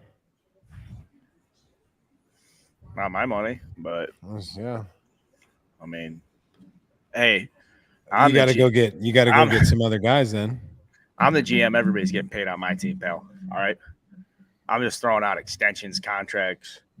I'd be like Alex Anthopoulos, except people would be. Look, I mean, if the franchise is worth $4 billion, why wouldn't you?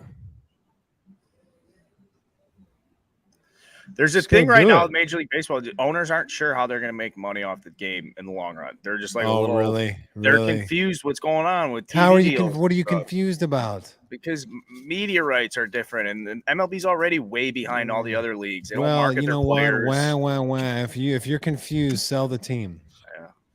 Yeah, that's it. I know. We're on the same page. We're on the same but page, it's like if you're confused, get up and walk away. Leave the table.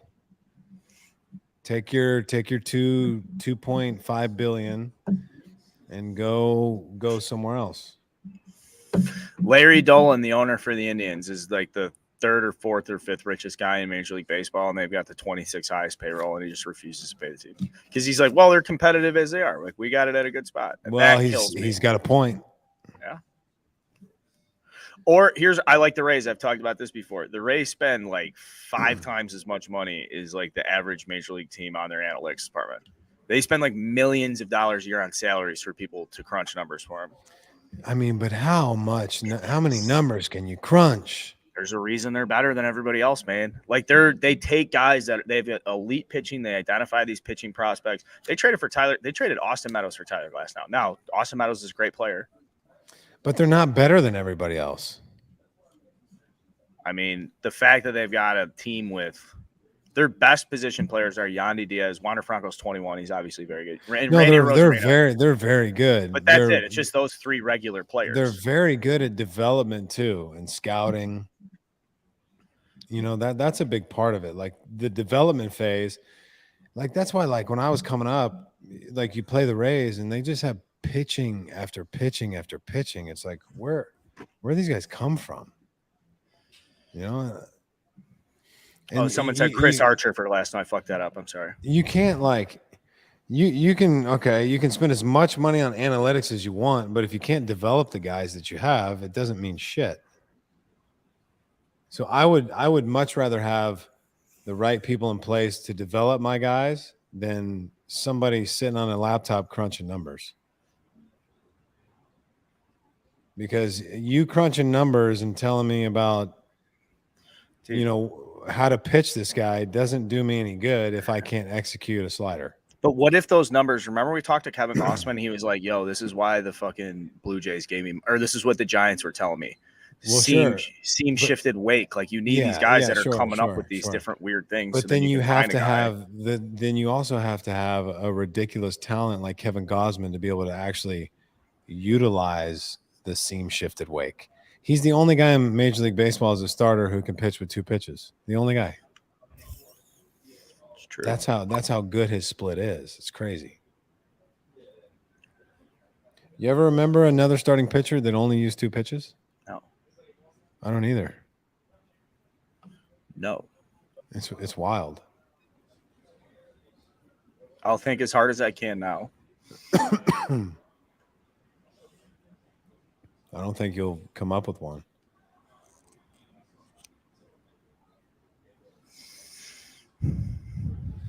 That's a big out.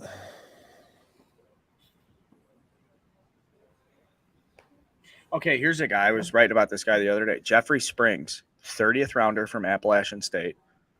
Comes up with like the Rangers as a bullpen guy.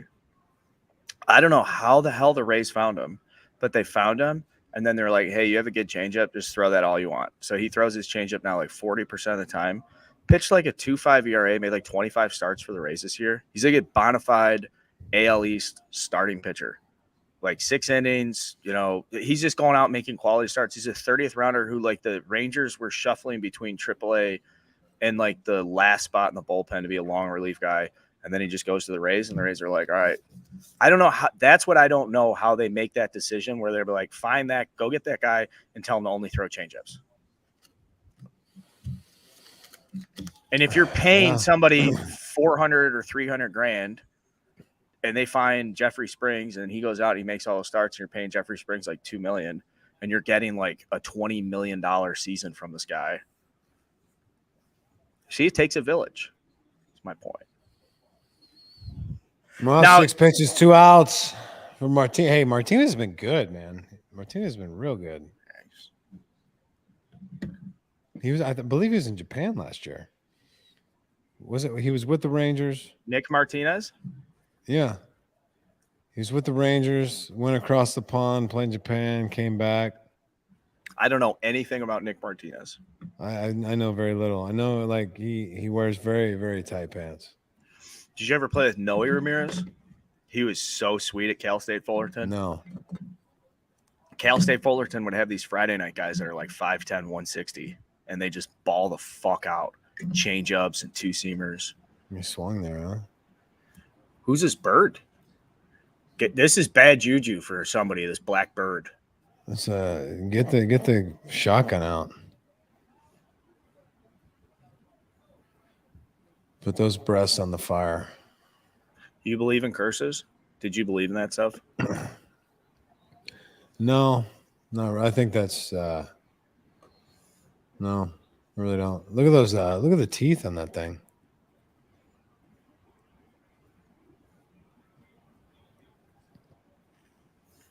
A mallard. That's a gorgeous animal. He or she is just chilling. Told you. Looks like it's got some severe anxiety. It's trying to figure out what's going on. Sean, that bird's the bad luck bird. The rally duck. The black rally duck. Hey, it could be.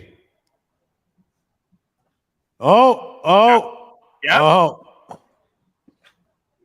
Uh-oh. Wank, wank, wank, wank, wank. You never know. That was Colin. You see audio pops up. Colin Cooper's audio is in the chat. Quack, quack, quack. Oh, man. And here comes a Bob Melvin pitching change now. Hey, his face skin's the same color as his lips. You don't see that very often. No.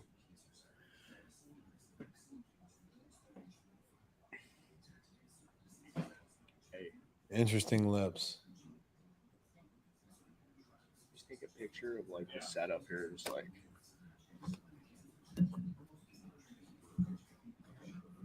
Yeah, have it like go this way so you can see no one's in the office. Hey, ask your doctor if Gardasil's right for you, Colin. It can cause cervical, vaginal, vulval, anal, and certain head and neck cancers. Yeah, I mean, just amazing side effects on some of these medications. I heard Gardasil though give you like a 3 to 4% boost on your spin rate though. Let's get that right up in your puss. Side effects are headache, fever, nausea, dizziness, tiredness, diarrhea, abdominal pain, sore throat, and fainting. Sign me up.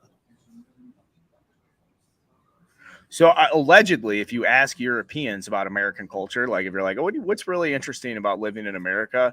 Apparently, our pharmaceutical ads. Like, why do you guys advertise for fucking medicine? What do you mean? Because it's a multi-billion-dollar industry. You guys just have commercials that just say, "Go ask your doctor to take this medicine." Say, yeah, that's called America, buddy. Yeah. You know, can't sleep? We got a guy for that. Need help with work? Got a guy for that. Yeah.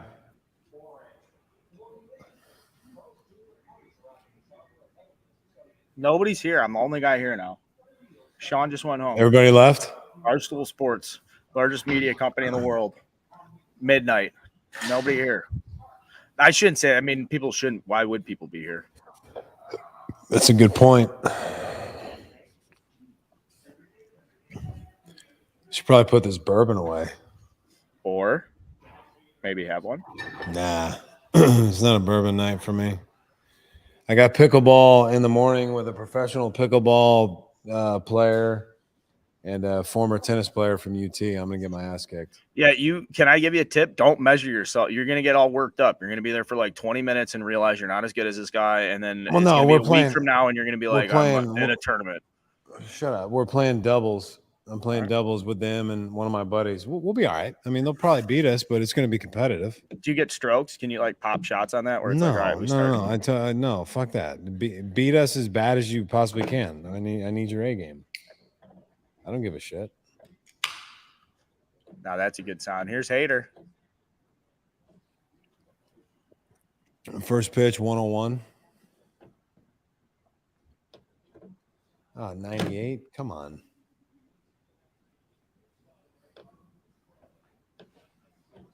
So a little 4-out save for Hater.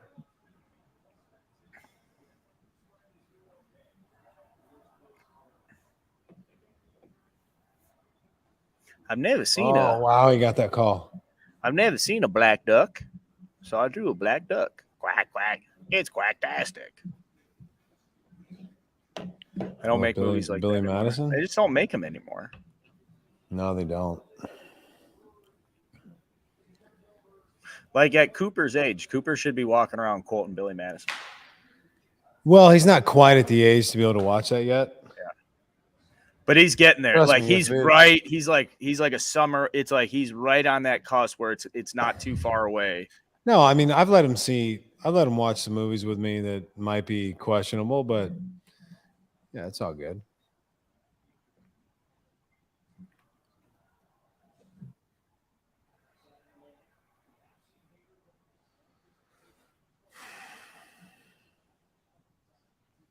Two, 1 count. Come on. I mean, he's going to be dead red, obviously. Dead red on the heater. Something he can handle. Get the head out. Give him a strike. Good swing.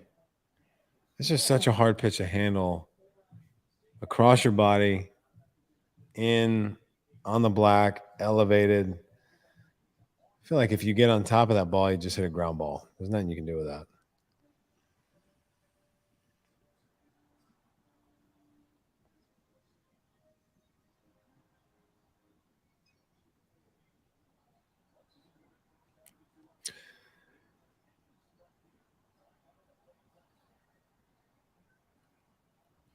I'm like not jealous or envious of any of these pitchers in these situations.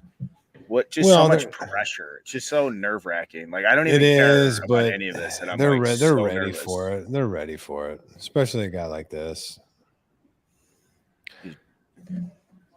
He's got some sick Jordan 4s on. These all yellow Jordan 4s. Do you look for spikes? Are you like you look at spikes? Yeah, I look at all of it. Yeah. Would you wear New Balance? Excuse me? Did you wear New Balances? No. Change up. No, I wore for the first 7 years. I was Under Armour. They made good spikes, and then I went to Adidas for 3 years, and then Nike for 3 years. Is that the Boris Corps calling you up and saying, "Hey, we got Nike here," or is it that's you doing it? No, I would just kind of tell them what I would like to wear, and they would try and work a deal out.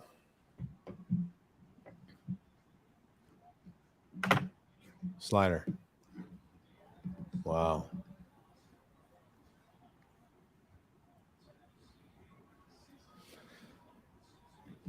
Look at his lips.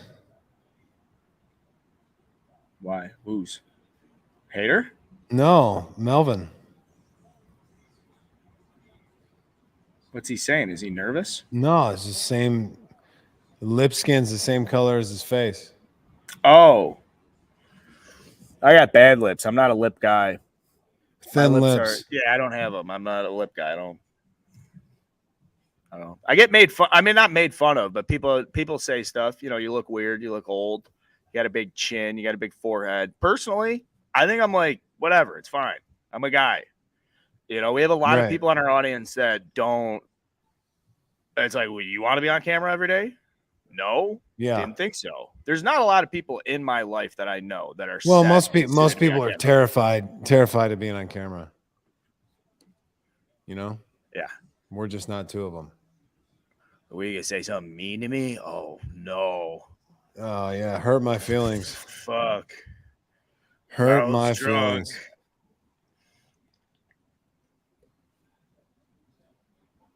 This is sweet. This is actually a cool Mr. feeling to be in the Barnes. office with like nobody in here, just like nobody. We're just putting in overtime. That's what we do. That's it, man. It's like this camera behind me. I can't even guess how much this camera costs. It looks 50 grand. I don't know. Why don't you box it up and send it to me? It's like resale value on that thing's probably pretty high. Barnes. Breaking: Carl fired Ooh. from Barstool for God. reselling expensive equipment. Allegedly. Allegedly. I don't know. Dave wasn't here. He's in Florida. I'll just scratch off the serial number. Nobody will even know. Wow.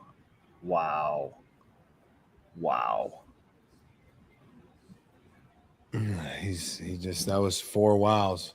That was 3 wows.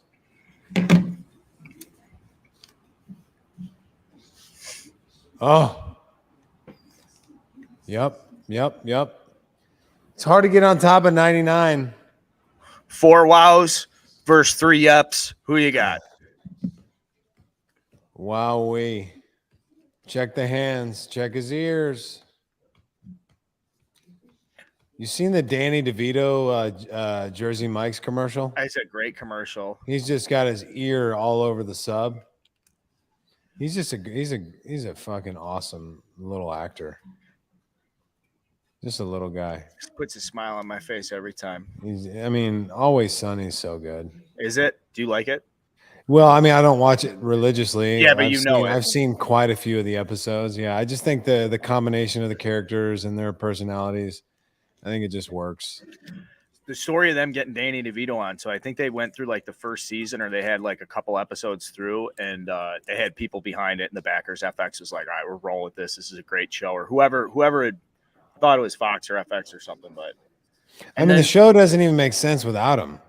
So they were like, we need to get an established actor name on the show that could kind of work with it. And so they were bringing the guys different names. And they're like, what about Danny DeVito? And they're like, done. Yeah. Done. So they spent a lot of money on him, like in the second year. I can't even think. Yeah, I can't even think of a guy that you would put in his place. Like nobody even makes sense. Yeah.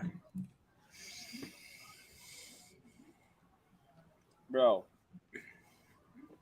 Yeah. I also like these. I like these streams different than doing the fan ones. Like, we'll do a Bears stream on Thursday night because all the Chicago guys are out here. We'll like watch the Bears game, but it's mostly just us sitting there and reacting to first downs. Yeah. No, this is more fun because I don't really. I want it to be a good series. I want it to be 1-1, but.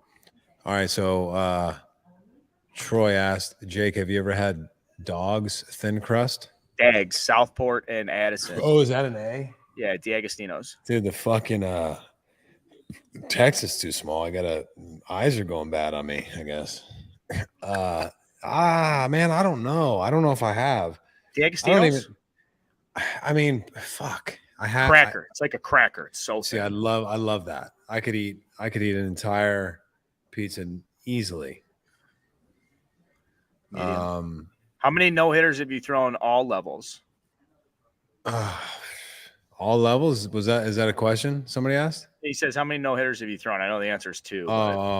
Yeah. I mean, 2, like all levels. Fuck. I don't know, like 8. Yeah. But the other, I mean, those 6 that were in the show, they don't count. Well, I have one in men's league. What about Pequods? Pequod's legit, but it's deep I like dish. Pequods. You No. They have an in between. I wouldn't call it thin, but it's like it's like a pan crust instead of a deep dish.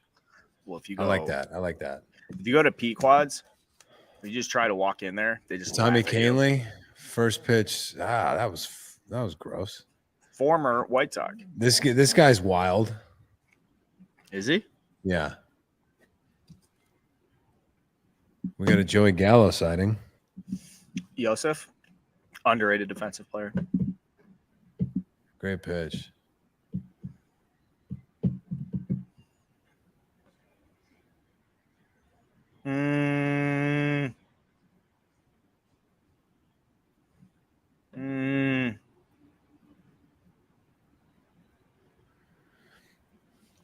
Yeah.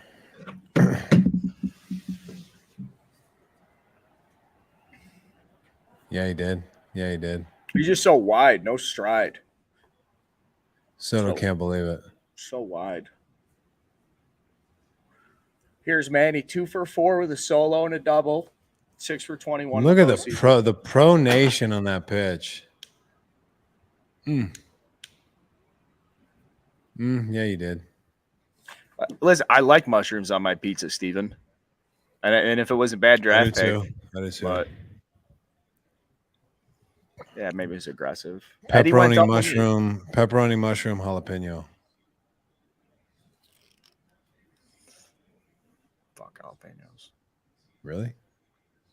Dude, that's 4 changeups in a row. Keep it going. Fuck it. Throw 12 of them straight. Oh boy. Yep. The ragweed's high in Austin right now. Pollen count or what's ragweed? Yeah, it's ragweed. I don't know. It's some bullshit. Good swing. Someone said jalapeno pancetta capers. Pancetta is like is it like prosciutto? Yeah, real thin. Similar to prosciutto, yeah. Pancetta and capers. I like capers a lot. What? Mm-hmm. I mean, I don't know about on pizza, but like if someone brings like a chicken piccata. I eat around the capers. I tell them hold the capers. Whoa. You ever had a caper berry? I mean, no. Caper berries are really good. They go really good on like a charcuterie board. Is it like indigenous to Madagascar? What is it? That's just a beautiful changeup. A caper berry. I mean, it's like a large caper. That's on a stem. It's a stemmed berry. I don't know. Berries are good. Blake Snell needs a little bit of sun. Sometimes I'll eat a piece of fruit and I'll just think to myself, who was the first guy to like break the cantaloupe open and bring it back to his buddies and be like, did you see this thing? Yeah.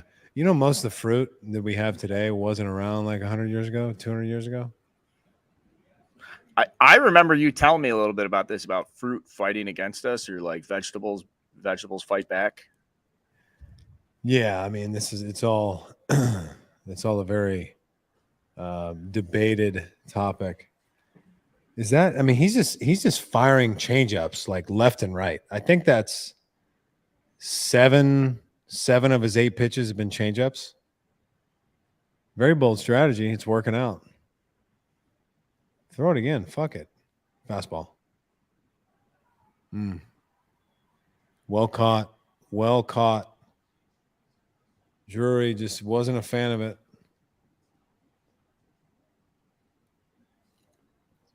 Guzzle it down, hater. Let's go.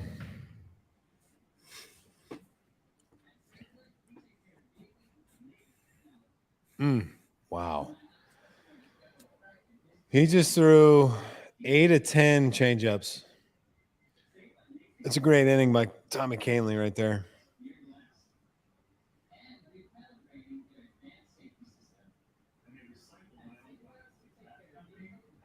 Why is it so fucking loud? The volume, dude. The Safe Light commercial just went through the roof. Safe Light repair, Safe Light replace.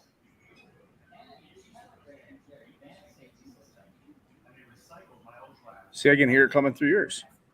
All right, You couple can? more chat. What do we got in the chat? No, it's just the commercials get jacked up. MLB does this.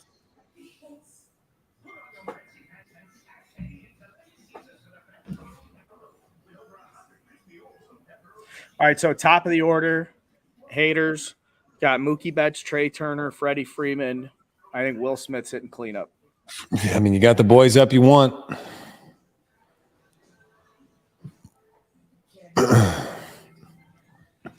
It's going to be a nice bus ride for the Padres. Back to San Diego. Card game. Little booze. Somebody get on the mic. It's probably going to be Machado. Fire the boys up. Maybe Profar gets on the mic. God, those are the things I miss. Dude, I want to be in that so bad right now. Yeah, that's a good time. Is there just, I'm not, just curious though, like any staff positions on a big league clubhouse you think a personality like mine could fit? Maybe not like bench coach right away, but like I got the mind to learn. How do I get in that dugout? Clubby. I mean, you could be a translator. You just got to learn how to speak a different language. All right. Because I have the media backing where I could be like, hey, I understand exactly what. But I need like an exotic language. Yeah, but if you're part of the PR or like the media team, you're not in the dugout. I don't want anything to do with that. You're not as close. Yeah, you're not as close to the team. No, I want game day. I want like baseball. Because the way they do it, it's like business and baseball. And then the business side has all the PR and all the, not just the front office. Then the baseball side's the front office. And then that's broken out like the front office. Yeah. The coaches. I feel like MLB organizations now go out of their way to like just keep the players like, all right, you guys just go over here. You guys just go stand over there. We're gonna come up. We'll tell you guys what to do. Mookie. I'm not saying anything.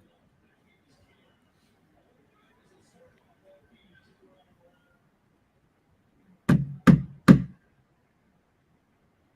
do you got? Hater licking his lips. Lick your lips. Oh. The old backpedal trick. Someone goes, I miss. Miss. What do you miss? Are you done yet? I'm waiting on you to spit it out. I miss watching you fix your jersey after every pitch because your nips were chafing from those 98-mile-an-hour sinkers. They weren't chafing, but the nip would pop out of the jersey, so I would just have to put it back in. You were always doing that. You were always pulling it. Dude, I just had little mannerisms. I'm touching this, touching that. It is what it is. Like, you got nervous energy, you're fired up, your adrenaline's flowing. Oh, I saw that picture, by the way, your stirrups or whatever in Milwaukee.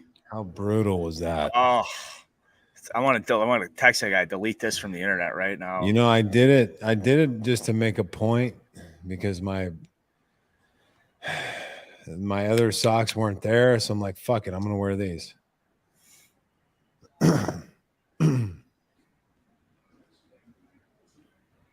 I mean, come on. It's bad. It's really bad.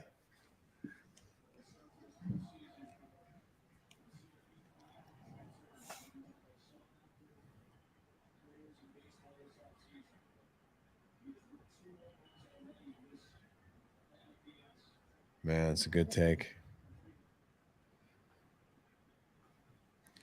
You can't appreciate it enough how difficult it is to take a pitch like that. I wish I could explain it. I just can't. You'll see when you step in the box. Oh, I'll embarrass myself. I don't care though. I will get some lumber. I won't.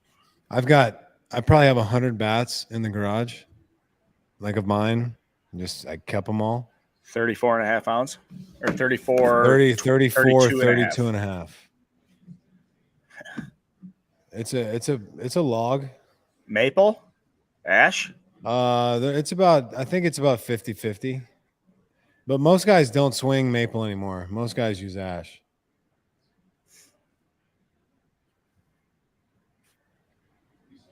I'll be honest though, there were times where I couldn't get it around in time on a guy throwing gas. I'm like, fuck, I need to use a smaller bat. Who had the smallest bat you played with? Or the biggest? Or who had like the weirdest thing? You're like, what the fuck is this, dude? And it just works for me. Soriano was swinging like a 37-inch. Soriano swung such a huge bat. Great pitch. That's the most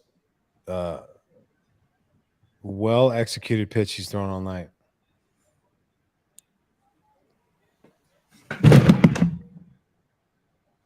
You okay? No, I'm missing a fucking roller from the chair. Almost took a header. That was a mistake. I know.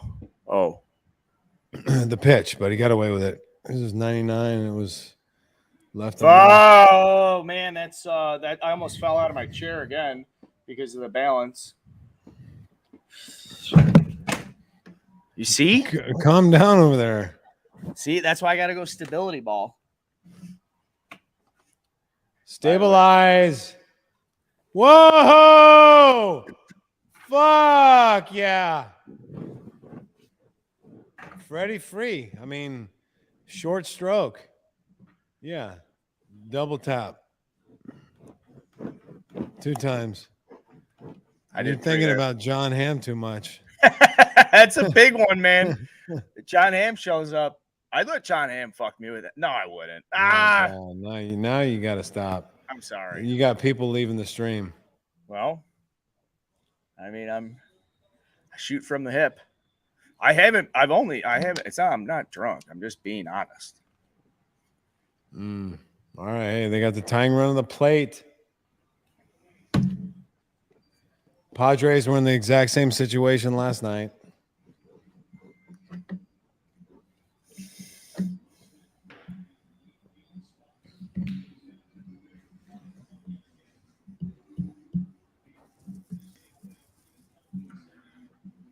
Oh, they're taking good swings on his heater.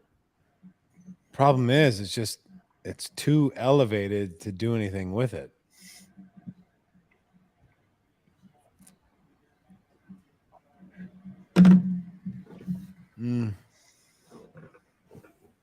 I'm locked in. I'm not reacting to anything, dude. Freddie's got a big cup on.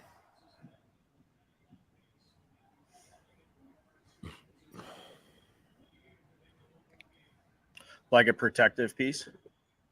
Yeah, to protect the bulge. What kind of ball bag protection would Ham need? I mean, I think he just wears a shin guard on that thing. Strapping it across. What a moment. Josh Hader on the mound, Dodger Stadium, 2 outs. Don't fall off that physio ball.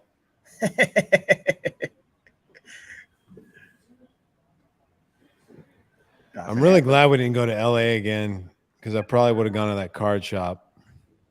It's it's like your favorite place. You and that guy were buddies. Yeah. I mean, we had like half-hour downtime. We were buddies because I spent thousands of dollars there. Yeah. Well, it's like me and the strippers at 11. You got to pay them for their time. We're all working. It's a tough gig. Yeah, I'm not negotiating. That's not something you're not trying to talk those. Not talking those ladies down. Whatever your price is, miss.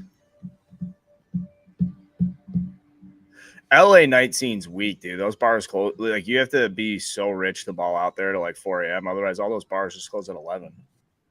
I'd rather just hang out at the house. Yeah. Or at the hotel. It's way cheaper.